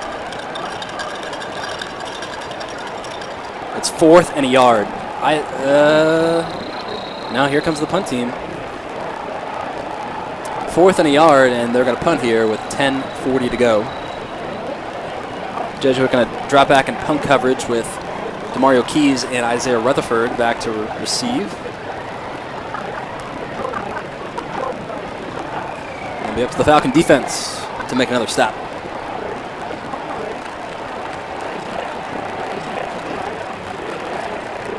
Falcons taking their time here. Is this going to be a delay game? Indeed it is. So the Falcons obviously not wanting to burn a precious timeout there. They'll take the delay of game. It's going to be 4th and 6, 10:15 here in the third quarter. We're making a couple of personnel changes here. Interesting after delay game. Are they going to burn a timeout? Wow. Jesuit burning a timeout here. I guess they didn't like what they had initially on the punt formation. And hopefully that won't cost them later. Well, hopefully it will cost them later. It's the second time they've done that on a punt formation. They've been out there, set, looked like they had everyone ready to go, and the timeout comes from the sideline. Interesting. It is interesting because the formation that they have defensively on this punt coverage is for the return man, to get a good return for one of their speedy punt returners, Rutherford or Keys. It's not like they're going all out or maybe expecting a fake. If the Falcons would have faked, maybe they would have faked on 4th and 1. I can't imagine they're going to fake on 4th and 6. But alas, the Marauders burn a timeout. And they're going to go with just Isaiah Rutherford returning here. Jacob Tucker, but a busy man tonight on the offensive side of the ball and on special teams.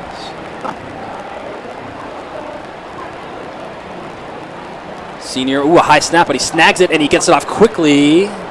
Almost blocked. It's going to take a Falcon bounce to the 46-yard line.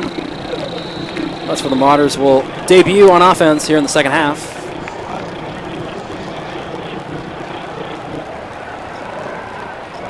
And again, Jesuit, I think the big story for them offensively in the first half was turnovers. 2 fumbles and an interception. Hands down. I mean, you take away those turnovers, they're in scoring position 3 more times. I mean, it was really poor turnovers, too. Bad snap. I factor in the penalties as well. They had 2 personal foul penalties, a dead ball penalty. I mean, those can kill you. They only punted on 1 possession in the first half. Josh Farr is under center. He's going to hand off to Isaiah Rutherford. He's tackled in the backfield. And that's number 4, Spencer Webb, the star tight end, also playing defensive end. Was all over that one. We have a man down for Jesuit in the secondary. That's number 18, Jake Mullaney, the senior. Looks like he's cramping up a little bit. It is the second game of the season. And again, a warm evening in the Camellia City. 79 degrees right now at 8:45 p.m. And we appreciate all you guys watching right now here on KBFT Sports. If you want a shout out, go ahead and tweet at us at KBFT Sports. Give us a follow. We'll be giving you broadcasts all season long, including next Saturday afternoon, Saturday morning, an early one for Brothers. They're hosting the McClatchy Lions in what some of the students affectionately call the Battle for Oscars. 11 a.m. kickoff next Saturday here from Hughes Stadium. Loser has to pay for Oscars for the other team. I hope so. I like that. I hope that's the case. Luckily for you home viewers, Sean and I will not be on the call. We'll have our sports broadcasting information team back on the call this week as they set to host the Lions. And that's Saturday at 11 a.m. here on KBFT Sports. 9:52 to go here in the third quarter. 29-14 Jesuits. They're facing a 2nd and 9 after the injury timeout. We hope that Jake Mulaney is okay for the Marauders.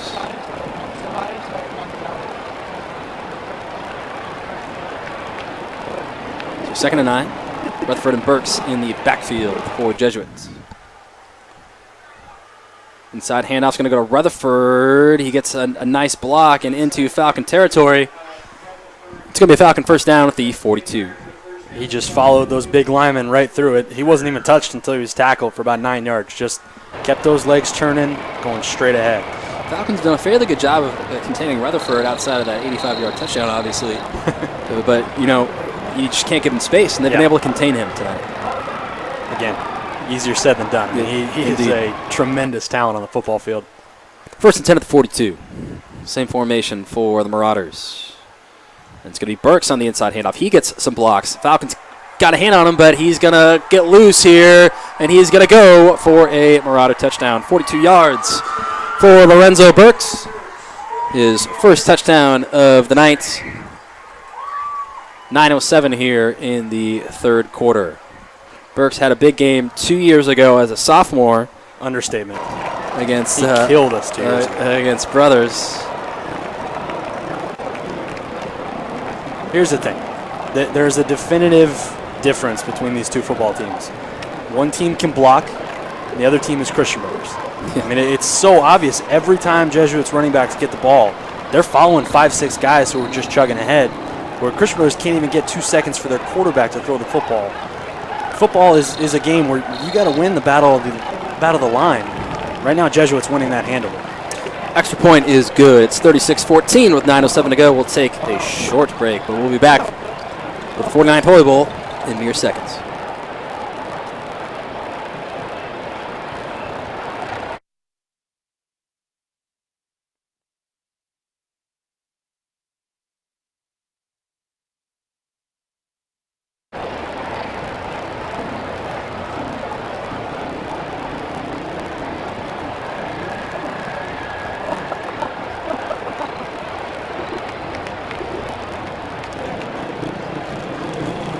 Back at Hughes Stadium, 9:07 here in the third quarter, 36-14 Jesuit. Lorenzo Burks, 42-yard touchdown run. So the Falcons have to score on this drive. Another short kick. It's going to be taken by Tyler Hall. Favorable return to Brothers' 44-yard line. Very special viewer watching tonight. That's Stella Gormley. Stella, hoping you're enjoying tonight's matchup. Stella's one of the biggest Falcon fans out there. There's 9:01 here to go in the third quarter. Officially, it'll be the 43-yard line where Brothers will start. Now, not only the Falcons can score, they probably need to do it quickly. Spencer Webb's going to line up on the near side. 2 wideouts on the far right. It's Green and O'Hearn. Falk going to quick strike to Tyler Green back on the field after that injury scare on the last drive. He picks up about 7 yards. That's what the offense is going to have to be, though. Yeah. Falk just getting it out quick, almost like the shortstop turning a double play at second base. He's got to get it, turn, and throw. If the line can't block, that's how it's going to have to be. Last week in the second half of Manteca, the Falcons threw the ball a lot more than they ran it. We'll see if that's the case here in the second half tonight. It's 2nd and 3. Another quick strike. This time it's going to go to Freddie Fisk. And that's going to be enough for a Falcon first down, a gain of about 9 yards. Falcons move the chains quickly here with 8:22 in the third quarter.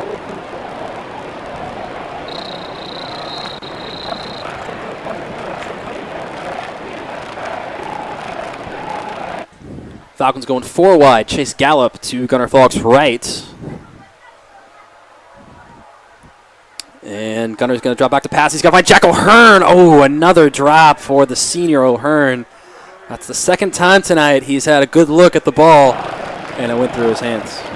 What a perfect throw. Great throw. Wow. O'Hearn probably killing himself for that one there. Yeah, he'll be thinking about that one tonight. 2nd and 10 for Brothers. O'Hearn, one of the co-captains of this Falcon team, leading on the field, at practice in the weight room. A great leader for these Falcons. Good kid. 2nd and 10. It's going to be Gunner on the keeper. Oh, and he's going to lose the ball. The Falcons luckily recover. It was the man who was in motion on the jet sweep fake, Tyler Green, who comes up with it. It's going to be a loss of about a yard. But 3rd and 11. I got to say 4-down territory. I think the rest of the game is 4-down territory, to be honest. Yeah, you're probably right here with 7:40 to go here in the 3rd quarter. 3rd and 11. 4 wideout set for brothers. Chase Gallup to the right of Gunnar Falk. And a flag as Gunnar was going with a 5-step drop. False start against brothers. 3rd and 16. Coming up. They were looking deep on that play. And the funny thing is, O-line did their job and gave Falk room to stand back there in the pocket. Costly penalty.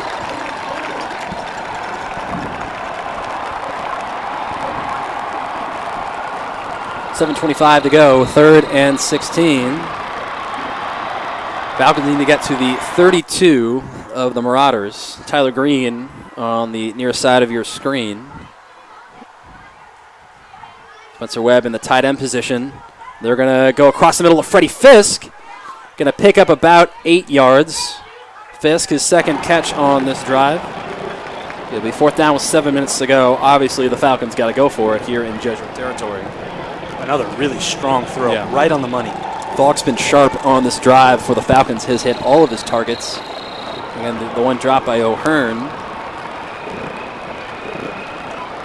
And with a 3-score game here, the clock is not on the side of Christian Brothers.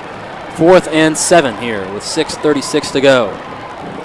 Trips left. Spencer Webb is by himself, covered by Isaiah Rutherford.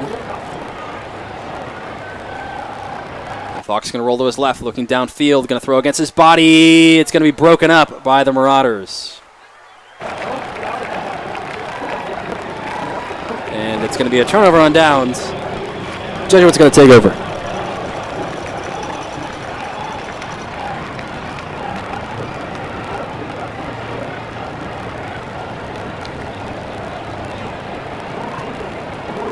It'll be 1st and 10 at the 39 for Jesuit. 6:20 to go here in the 3rd quarter.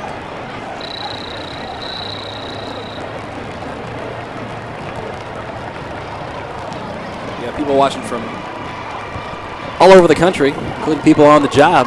Those of you watching at the UC Davis Medical Center tonight, thank you for your service, and thank you for tuning in here on KBFT Sports. 1st and 10 at the 39. Josh Farr is going to drop back to pass. He's got some time. Now he's under pressure from Connor Laffin. Gets him at the shoestrings. Still picks up a couple of yards. Jake Regino ultimately on the tackle.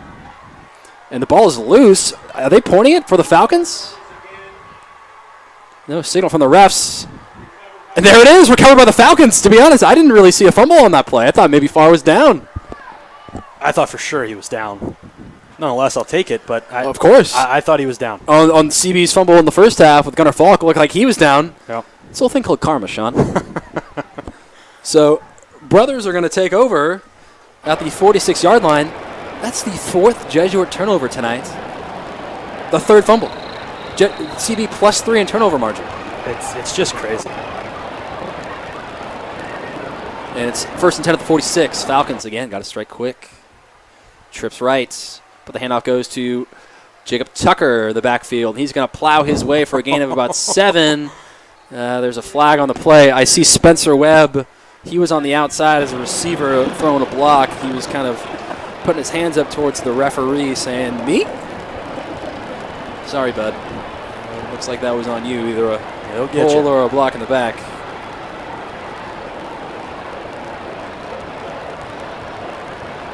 It is a hold, 10 yards from the spots. It'll be 2nd and long, exactly 6 minutes to go here in the 3rd quarter. Dave, if you don't mind, I've got a shout out of my own. Please, Sean. Christopher Malinab watching, former CB alum, CB soccer great, former coach of Sacramento Republic FC watching tonight. Republic had a game tonight. They played Rio Grande Valley FC Toros. They won 2-1 in stoppage time. Glory, glory, Sacramento, Sean. Glory, glory.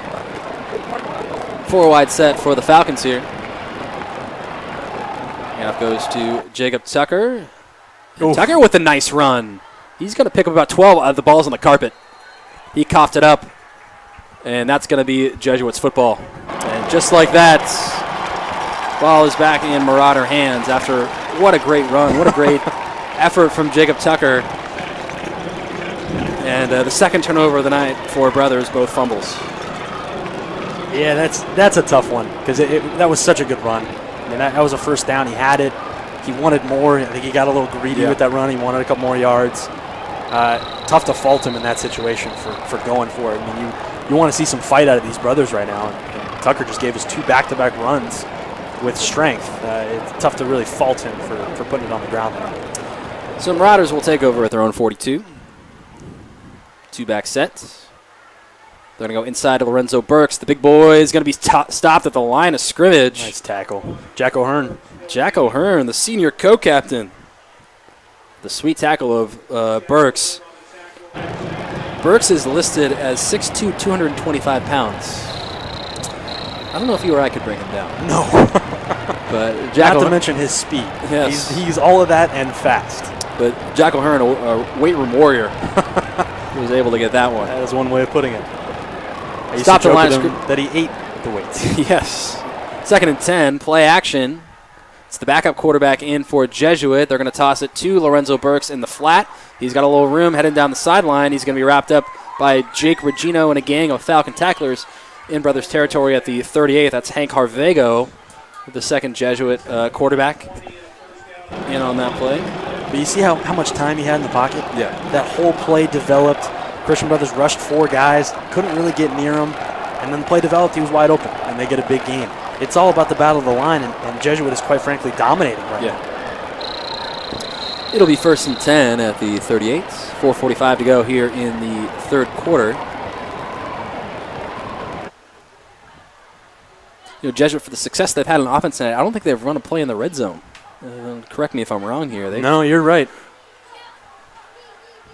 And they're going to go on a toss here to Isaiah Rutherford. He's got a little space and time. He's going to be met. A fierce tackle by Tyler Green, the DB. A gain of a couple of yards. We'll bring up 2nd down. If you want to teach somebody how to tackle, you show them that play right there. Yeah. That was textbook. Tyler Green, we got a man on the field, let's just say that. We've seen this before at past Holy Bowls. I don't see security. Security's cutting him off. Here we go. And he's still on the fence, and security's going to get him. Not yet. Oh, my goodness. He's taking a couple of spills. Literally everyone in the stadium has turned to watch this. I can tell you that young man will be heading down Freeport Boulevard to the police station down the road here. So to all you guys watching at home with any ideas, I'll let you know that's a bad one. What that guy just did. So back to the game, 2nd and 10. Inside handoff goes to Burks. He's got a little room. O'Hearn can't make the tackle. He's going to be still going down to the 10-yard line. Burks is down at the 5. He broke about 5 or 6 tackles on that run. We were talking a minute ago about his size. That's not fair. Yeah. Tough to stop at this level. He looked down twice, and both times just kind of stepped out of those tackles. Wow. I mean, that's a two-headed monster Jesuit has with Burks and Rutherford. It's really tough to tackle those guys. So it's going to be 1st and goal, the first red zone opportunity for Jesuit of the evening, despite the fact that they've put 36 points on the board. That is crazy. That does not normally happen. 36 points on the board, no red zone touches.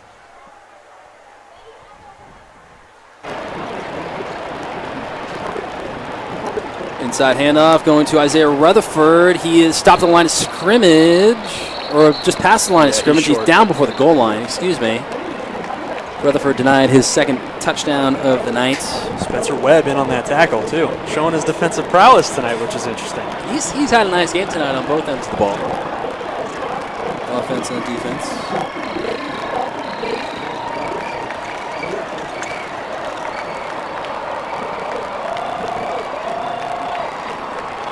2:37 to go here. It's 2nd and goal at the 1. And the way Jesuit's been running the ball tonight, looking like it's a mere formality. Yeah. They have a big backfield set. Rutherford and Burks are out. Jason Gallagher runs it in, but there's a flag. Could this be another false start penalty for the Marauders? Indeed it is. It's going to back him up 5 yards. 2nd and goal at the 6 upcoming. I don't know what Jesuit normally does on a Monday practice, but I would guess they're going to sit down and watch the film, and every time they commit a false start, they're just going to start running. I would assume that's how Monday's practice goes. Even with the score being as it is, the discipline right now on the offense is out of hand. I mean, they've cost themselves, I think it's got to be close to 80 penalty yards so far. It sounds like their practice Monday will be all running, basically, with the amount of penalties they've had tonight. Definitely undisciplined football from Jesuit, despite the big lead that they have. They go inside, handoff. Josh Farr is trying to plug it away. Excuse me, that's Hank Harvego. Down short. It's going to be denied. It's going to be 3rd and short. Under 2 minutes to go here in the 3rd quarter. You know, it's still very manageable, but nonetheless, if Simoes can come up with a goal line stand here, you've got to consider that a big victory, especially with the size and the strength of their running backs and their offensive line. If they can stop them here, that's a pretty good win. It'd be enormous. Definitely something the defensive coaches can point to after the game. The defensive coordinator for the Falcons is head coach Tyler Almond. Inside handoff, and that's going to be a touchdown for the Marauders. A 1-yard touchdown run. It's number 45, Jason Gallagher, his 2nd score of the night. It's going to make it 6 for Jesuits. So much for that goal line stand. Yeah. But hey, they stopped him twice there. Exactly. Took him to 3rd down here on 3rd and goal. And I guarantee you, when Simoes watches the film of that, they'll take positives away from that drive. They did a good defensive job, and Burks just had that big run. I mean, you have to look at the positives on that drive. Extra point attempt is going to be wide right. 42-16 with 1:15 to go. Again, Jesuit impressive. Or look, excuse me, that was good. Signal that good. My fault there. It's 43-16 Jesuit. Again, they're running the ball very well tonight. It's looking like Kareem Hunt's lasted Thursday night. He put up 40 points for my fantasy team against Joe Lewis, who's watching tonight from home. Did you start him? I started him. Okay, because I know a couple people who had him on their team and didn't start him, and they kicked themselves. So a very special shout out to CB alum Joe Lewis watching tonight. Joe Lewis. Heck of a basketball who is getting crushed in fantasy this week. Let that be known publicly. That was a fun game to watch, too. Man, anytime was. the Patriots can get silenced in Gillette Stadium, I'm there. I'm watching. Well, the Chiefs looking like the Patriot or like Jesuit tonight. They both share the same color scheme. Oh yeah, they do. Good call. Yeah, 43-14 is our score with 1:15 to go in the quarter.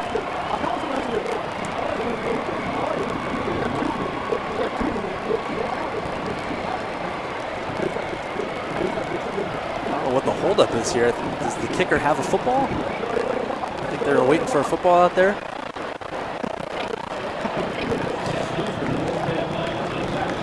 Ooh.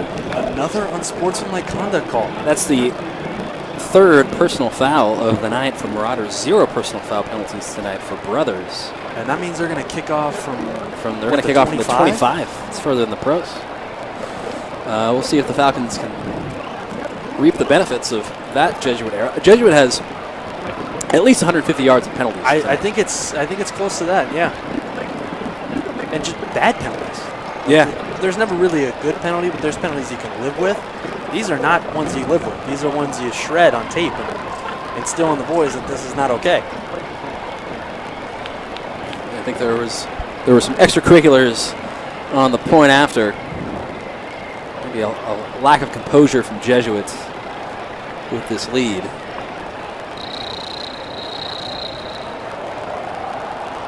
There's a booming kickoff. It's been taken by Jaden Green, making his first special teams appearance of the night. He takes it at the 10-yard line. Green's got a little running room. He's going to take it to the 30 to a gang of Marauder tacklers. Got a Falcon down on the field, struggling to get to his feet. We're trying to identify him. I think that might be Jacob Tucker. Indeed, they're going to bring out the training staff. Very special shout out to our training staff under the direction of Mrs. Darcy Plista and Mrs. Colby Kuhn. They do a great job with our athletes, not just on Fridays and Saturdays, but every day in the training room, at practices. They're the best. They're awesome. Janet Cortez as well. Just Yes. a great staff. Keeping our athletes healthy on the sidelines. Again, all of our athletes for all CB sports. They do a terrific job. So the Falcons start this drive at their own 31.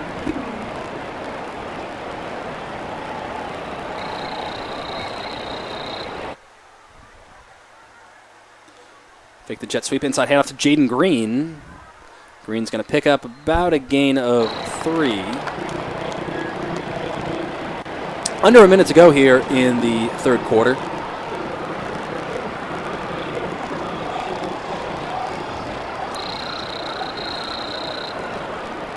Officially a 4-yard gain. It's going to be 2nd and 6.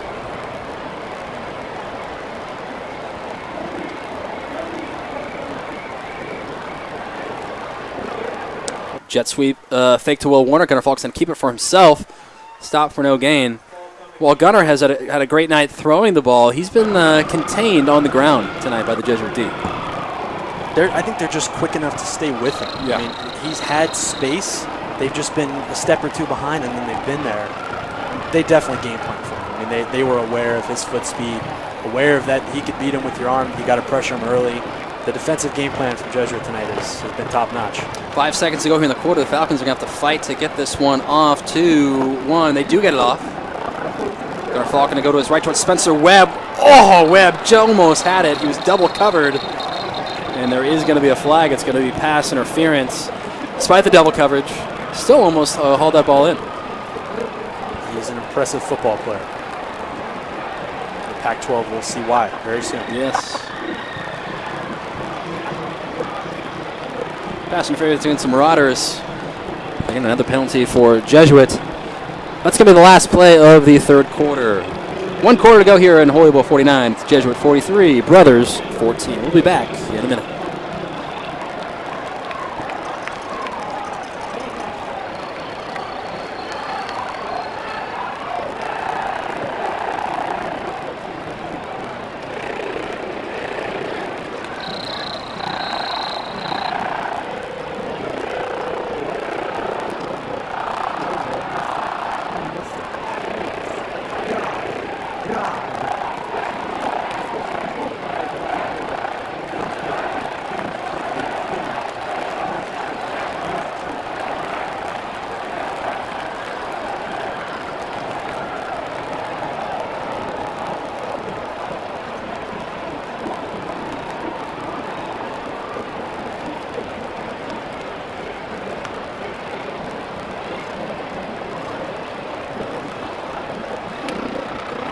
Back for the fourth quarter here at Hughes Stadium. Jesuit leads 43-14.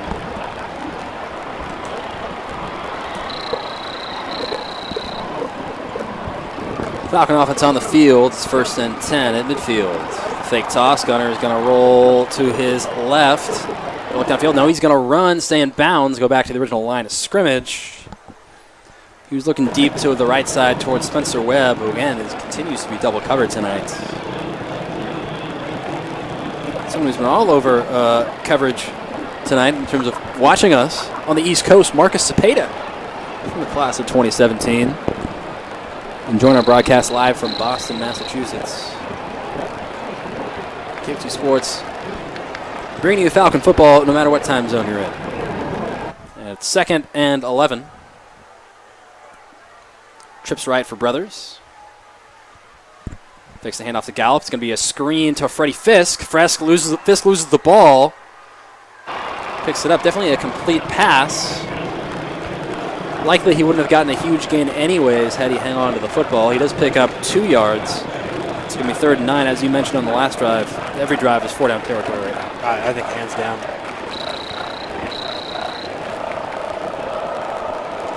11:25 here in the fourth quarter.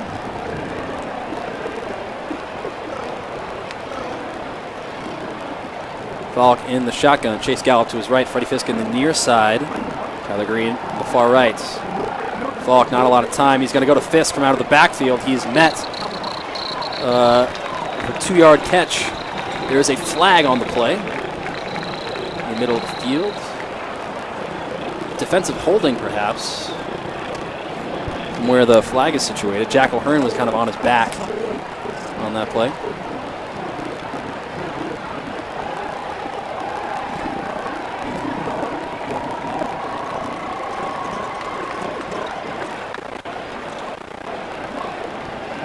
There's also a Jesuit man down on the far sideline being tended to. And thankfully he's back on his feet. That's number 42, Ben Voles. During this injury timeout, we want to give a shout out to the Holy Bowl watch party in Phoenix, Arizona, led by Dominic Hinton, the Dak man, Daddy Dak, Justin Dakinay, and Diamond Dave Del Rosario, all watching live from Phoenix tonight. Thank you, gentlemen, for tuning in. And it's going to be defensive holding against Jesuit. It's going to be automatic Falcon first down. Very convenient on 3rd and long. Not bad.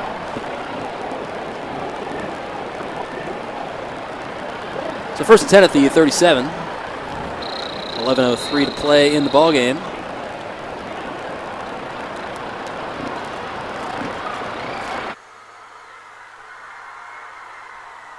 Falk back to pass. Going to move to his right. Flag in the backfield.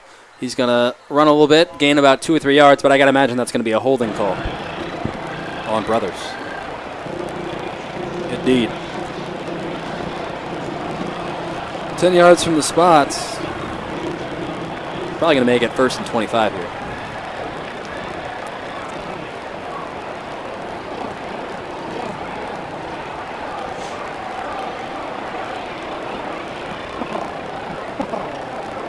Despite the scoreboard, the Falcons student section still going strong over there on the east side of Hughes Stadium. Lots of blue, a sea of blue as always for Brothers. The drum line doing work. Our wonderful Falcon cheer squad, fantastic as always. Officially, it's 1st and 26 here on the Brothers 47. And there's a flag here. Delay game. False starts. It might have been on Gunnar Falk. He was kind of motioning to his running back, Chase Gallup, right next to him. Hey, what's 5 more yards on 1st and 26? You're not wrong. So, 1st and 31.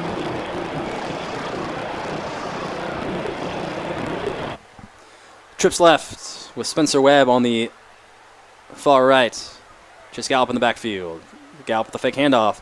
Gunner again rolling to his right, looking downfield. He's got a man looking like Tyler Green. Oh, boy. And he's got to hang on to that. Took a hit, and he is slow to get up here. Remember, he took a big hit earlier in the 3rd quarter. But Tyler Green hanging on to that pass. 2 guys going right at him. Tough kid. That was a shot to the head right there. But yeah, an exceptional catch. You mentioned it earlier, his prowess is on the defensive end. He's a tremendous defensive back. He's just a ball hawk. He knows where the ball is at all times. Great hands. And now this year getting a chance to prove it on offense. And he just showed it to you right there. He has the hands to be a receiver on offense as he gets up to his feet. Looks to be walking off on his own power. But just a tremendous talent on the football field, Tyler Green.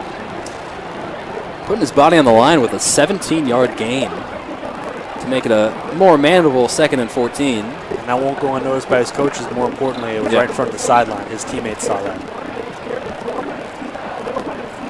Green, again, was on the varsity last year, again, primarily on the defensive side of the ball, but occasionally saw some snaps as a wide receiver. He's going both ways this year, a very important cog on this Falcon team. It's 2nd and 14. Falk back to pass. Going to go to Gallup out of the backfield. Maybe heard some footsteps coming there. Well, that's a thing. As a quarterback, you know when your offensive line is having a tough night, and it starts to creep up in your mind. So even if you're not getting pressured, if you see a red jersey, you're going to think it's much closer and you're about to get hit. You take enough hits as a quarterback, you don't want to get hit. That was the sense of that right there. Is he sensed the pressure, he rushed it a little bit, made an inaccurate throw, which is very uncharacteristic for him. He's a very accurate passer. It starts to creep in your mind. Clock back to pass again on 3rd and 14. Going across the middle, pass deflected. Spencer Webb was open.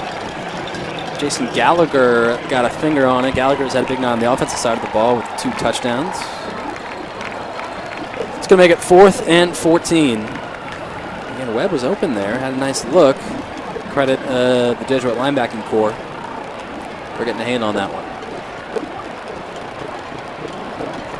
10:04 to go here in the 4th quarter.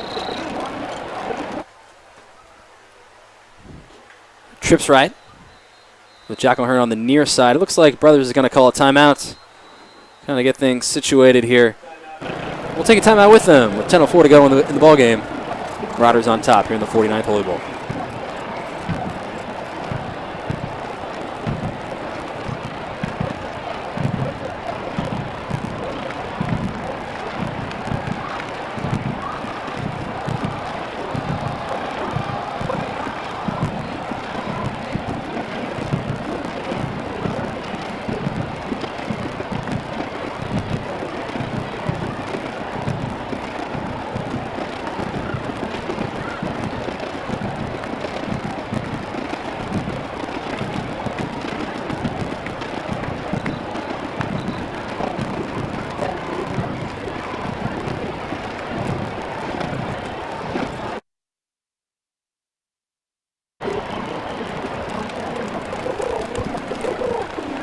Back here at Hughes Stadium, 4th quarter of the 49th Holy Bowl. It's 4th and 14 for Brothers as they trail 43-14. 4 wide set. Gunnar Falk with a 5-step drop. He's going to try to escape. He's going to have to heave it downfield here, and he does. A prayer. It's tipped and batted down. Jack O'Hearn was the man on the other end. Freddie Fisk was behind him, hoping for a deflection.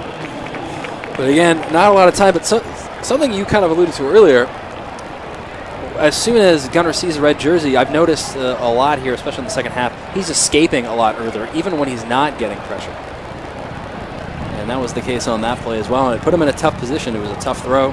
He threw that ball 20 yards behind the line of scrimmage. Yeah. There was a little bit of pressure. They were rushing 3 guys, but it's on the offensive line, but he's got to be able to stand in the pocket and look upfield. When you get turned around, it's tough to see where your receivers are, too. Yeah. As we have a timeout on the field, we do have a timeout called by Christian Brothers. That's the second one they've called here in the last couple minutes. We'll stay here with 9:53 to go. 29-point lead for Jesuit, but for all you Falcon faithful at home who are just looking at the scoreboard, I want to flash back to a year ago. The Falcons, first week, get crushed by Manteca. Second week, they lose a tough game to Jesuit in the Holy Bowl. Sean, what happens the rest of the way? Did they even really come close to losing another game? I don't think they did. Well, 11 in a row. I mean, they wiped everyone off the field. The team only got stronger as the week goes on, and if I'm Coach Tyler Allman, that's absolutely something I point to. And, there are a lot of guys from the team last year who are leaders on this team. Yep. And they know this season's far from over. Yep. That Vista game last year is still one of the craziest games I've ever been to. A wild one last year. Falcons literally played lights out. The lights went out at Hughes Stadium as they rolled against the rival Eagles. As Josh Farr is back in at quarterback, being chased down by Brothers, he's going to throw it away. 52, Kai Norman. The junior trying to chase after Josh Farr there. It's those line drills he's been running at basketball. We'll bring up 2nd and 10 for the Marauders with 9:43 to go.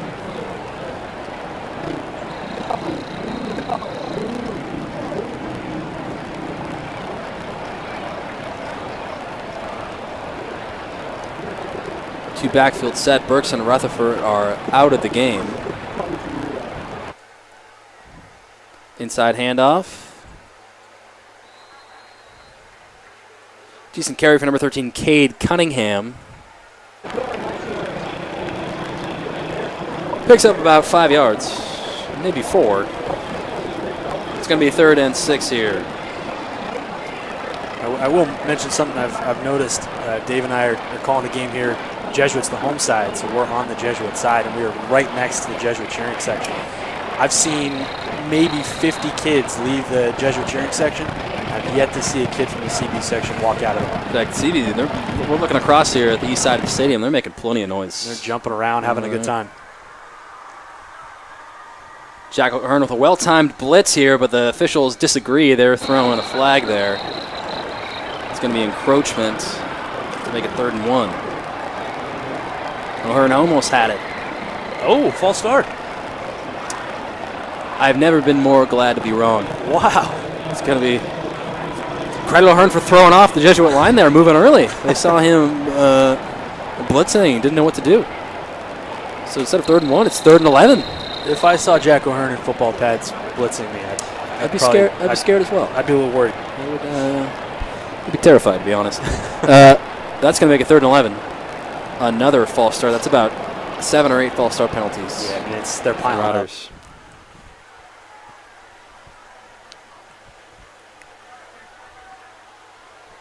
And again, on the blitz, inside handoff.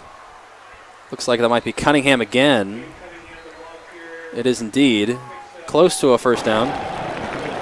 And we got a late flag here. I wouldn't be surprised if it got real chippy the last 8:20 of this game. Number 71 for Jesuit, who is not listed on the roster here, perhaps was shoving some Christian Brothers players late, trying to rile them up. It might have worked. So you're saying he wasn't on the roster for this exact moment? It's not printed on the Max Preps roster we have here. But we'll see whether the instigator gets punished or if it's the Falcons who are kind of chirping back. It's usually the second guy who gets caught, right? It's usually who the ref sees, the second guy. Regardless, it's a first down for Jesuit. Cunningham picks up the first down call.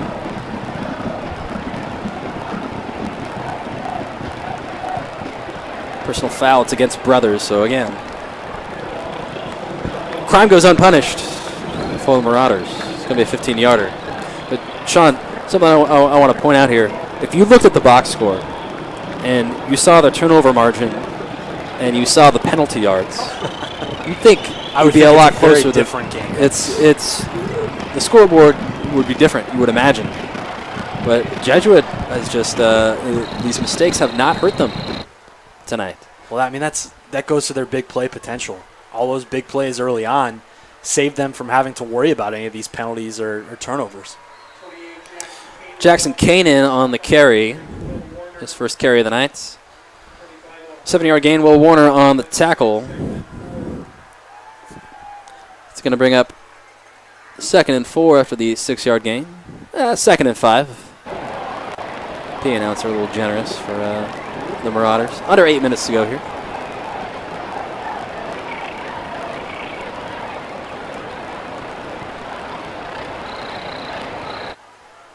And regardless of the personnel, Jesuit really loves that 2-back set for the 2 wide receivers. Inside handoff goes number 21, Devin Flores. Looks like Connor Laffin on that tackle. Indeed it was. Yeah, senior. He was the initial hit.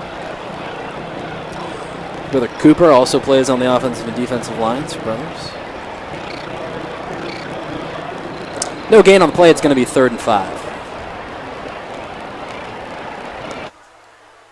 Single wide set for Jesuit with the tight end. Dual backfield.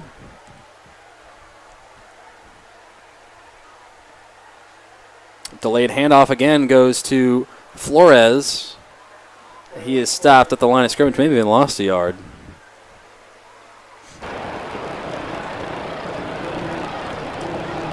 Connor Laffin, Mitchell Berger on the tackle. It's going to bring up 4th and about 5. 6.5 minutes to go here in the ball game.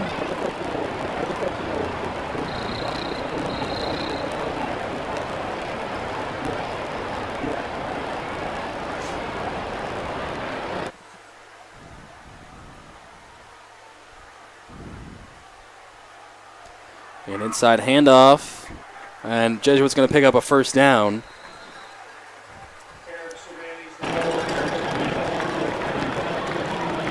Chains moving again for the Marauders with 6 minutes to go.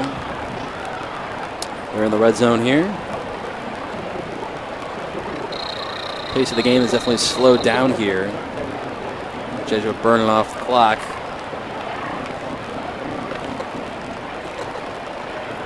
First and 10 at the 19.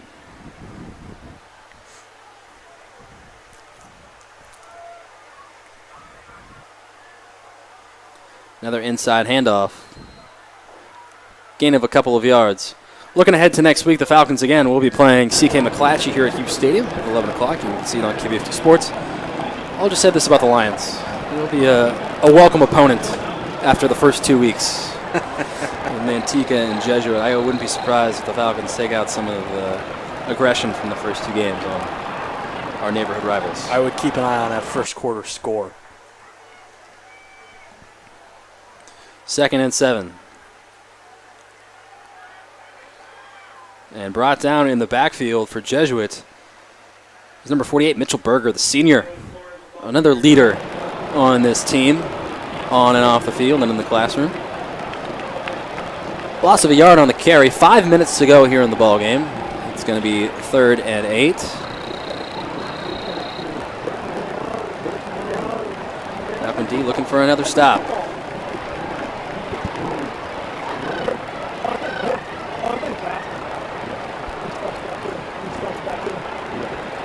Inside handoff. It's going to be a fake. Josh Farr is going to keep it for himself. Runs out of bounds at about the 10 or 11, short of the first down.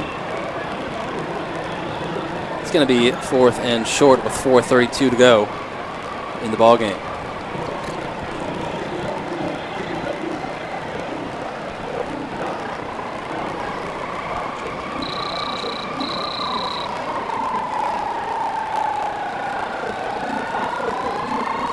So 4th and 2.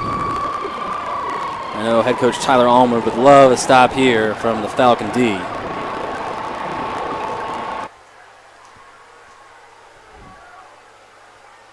Inside handoff. There was movement in the backfield, though. The man who got the carry, number 21, Devin Flores, definitely got a head start there. And he's going to be penalized for it. 5 yards. It'll be 4th and 7.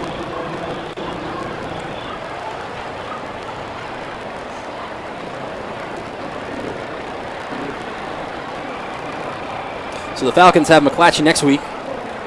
The week after that, they'll travel to Yolo County to take on Winters on Friday night. Then we'll have our next broadcast after that on the 29th of September against Stag, the team they bested last year in a shootout. Inside handoff. It's going to be a pop pass. It's going to be off the hands of number 87, Kobe Bird. Tyler Green brought the heat on the tackle. It's going to be a turnover on downs. Falcons will take over at their own 16 with 4:15 to go. It's a good defensive stand. Yeah. They played good defense there. Definitely something they can hang their hat on here. I want to take a minute here to thank all the folks who are working with us tonight to make this broadcast possible. Most importantly, the MVP of the evening, Christian Critty Groen, who's been in the booth with us all night long, switching things for us, doing great work. A key cog in the KBFT Sports machine. We also want to give a shout out to our cameramen tonight up top. Alumni coming back, much like Sean and I. Ellison Gearhart and Matt Sturgis doing the camera work for us. Excellent work from them, as always. And, of course, KBFT Program Director Brendan Hogan, class of 95. The man who met the legend. The man who made this all happen. Helping set things up. Guiding our kids, not just in video production, but in life. In life.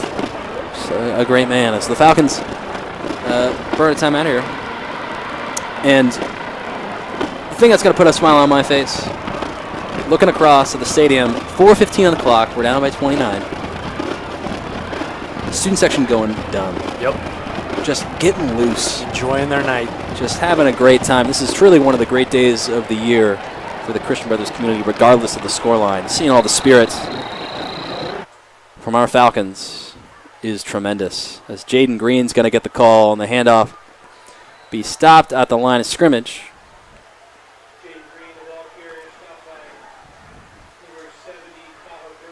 But the Falcon force has come out in full force tonight. Been loud and proud. I got to say, I've heard them more than I've heard the galley crew, and the galley crew's 10 feet away from us. So True. You know, the Falcon force, they don't come to socialize. They come to watch football and be loud. That's at 2nd and 10 with 3:40 to go in the ball game. Gunner's back to pass. He's got a man open on the sideline. And fall incomplete. That's number 21, Jacob Jones, senior. It's going to be 3rd and 10.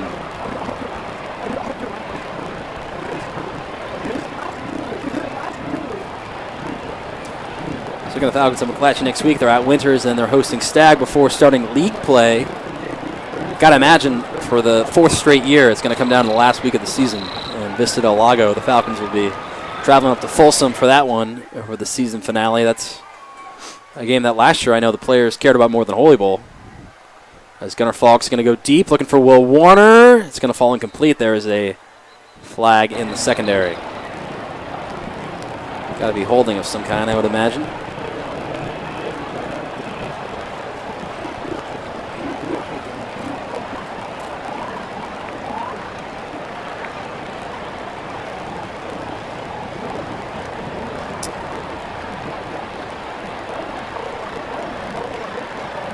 Officials talking it out on the sideline. It is holding, and it's against the Marauders. Another penalty for Jesuits. You know, penalties and turnovers aside, we talked about in the pregame how Jesuit would respond after the rough first 2 weeks of the season.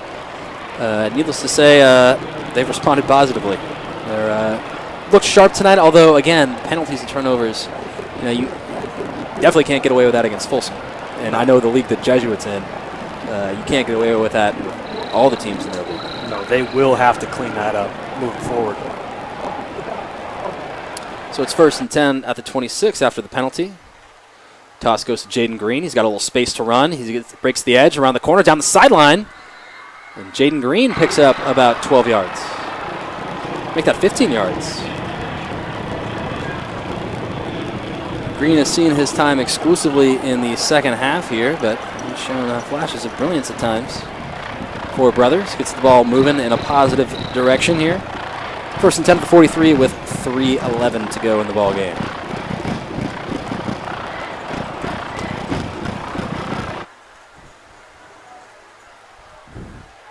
Three wide receiver set. Green in the backfield with Gunnar Falk. And they're going to go toss to Green to the left side this time. Not quite as successful as the previous run, but he picks up about 3 yards. It'll be 2nd and 7, under 3 minutes to play here.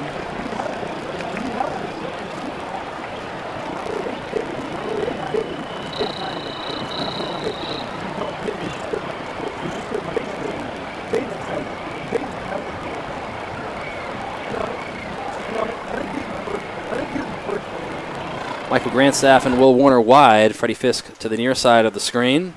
Pick the handoff. They're going to go to Grandstaff, and the ball goes through his hands. Incomplete. And another nice throw from Gunnar Falk. He's been on target with his throws tonight. Yeah, when he's had time, he's made some really, really strong throws. Even when he hasn't had time, yeah, he's made some great throws. Incomplete pass is going to make it 3rd and 7, 2:28 left in the ball game.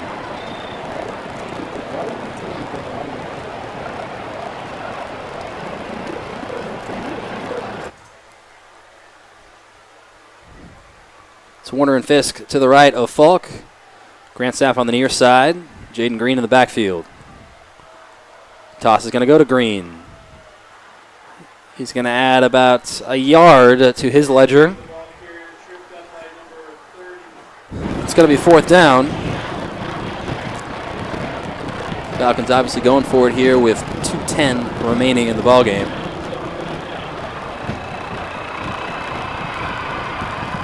Both sidelines subdued at this point. It's been kind of a anticlimactic 4th quarter. Yeah, Fourth quarter's been a bit of a snooze fest on both sidelines. The game plan for Jesuit was definitely run the ball, run the clock out. CB, as you can see, they're playing mostly seniors right now, getting the guys their last Holy Bowl, getting them a couple snaps. Just a different energy in this fourth quarter. Jacob Tucker is on to punt. Falcons electing to kick it away.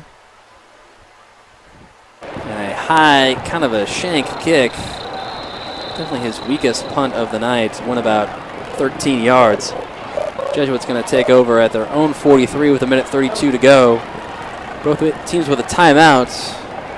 We'll see if they just run out the clock here. I know there's a strong mutual respect between Coach Marlon Blanton and Coach Tyler Allman. Two football lifers, those guys. Blanton has a CB connection. He is a graduate of De La Salle. In fact, Jesuit runs the same system that De La Salle does, the inverted veer. A protege of Bob Lattiser, a fellow LaSallian down in Concord. First and 10 at the 43. Inside handoff is going to be stuffed at the line of scrimmage. Mitchell Berger on the tackle for Brothers.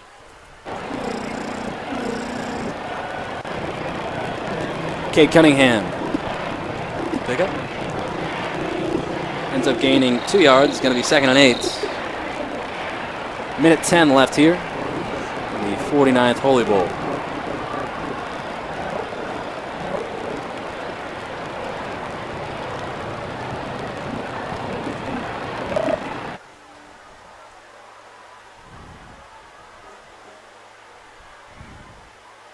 Inside handoff for the Marauders. A gain of about 5. Jackson Kanan gets the call that time. 40 seconds to go here on 3rd and 3. We'll see if Jesuit's going to run it. Take a knee. 30 seconds left.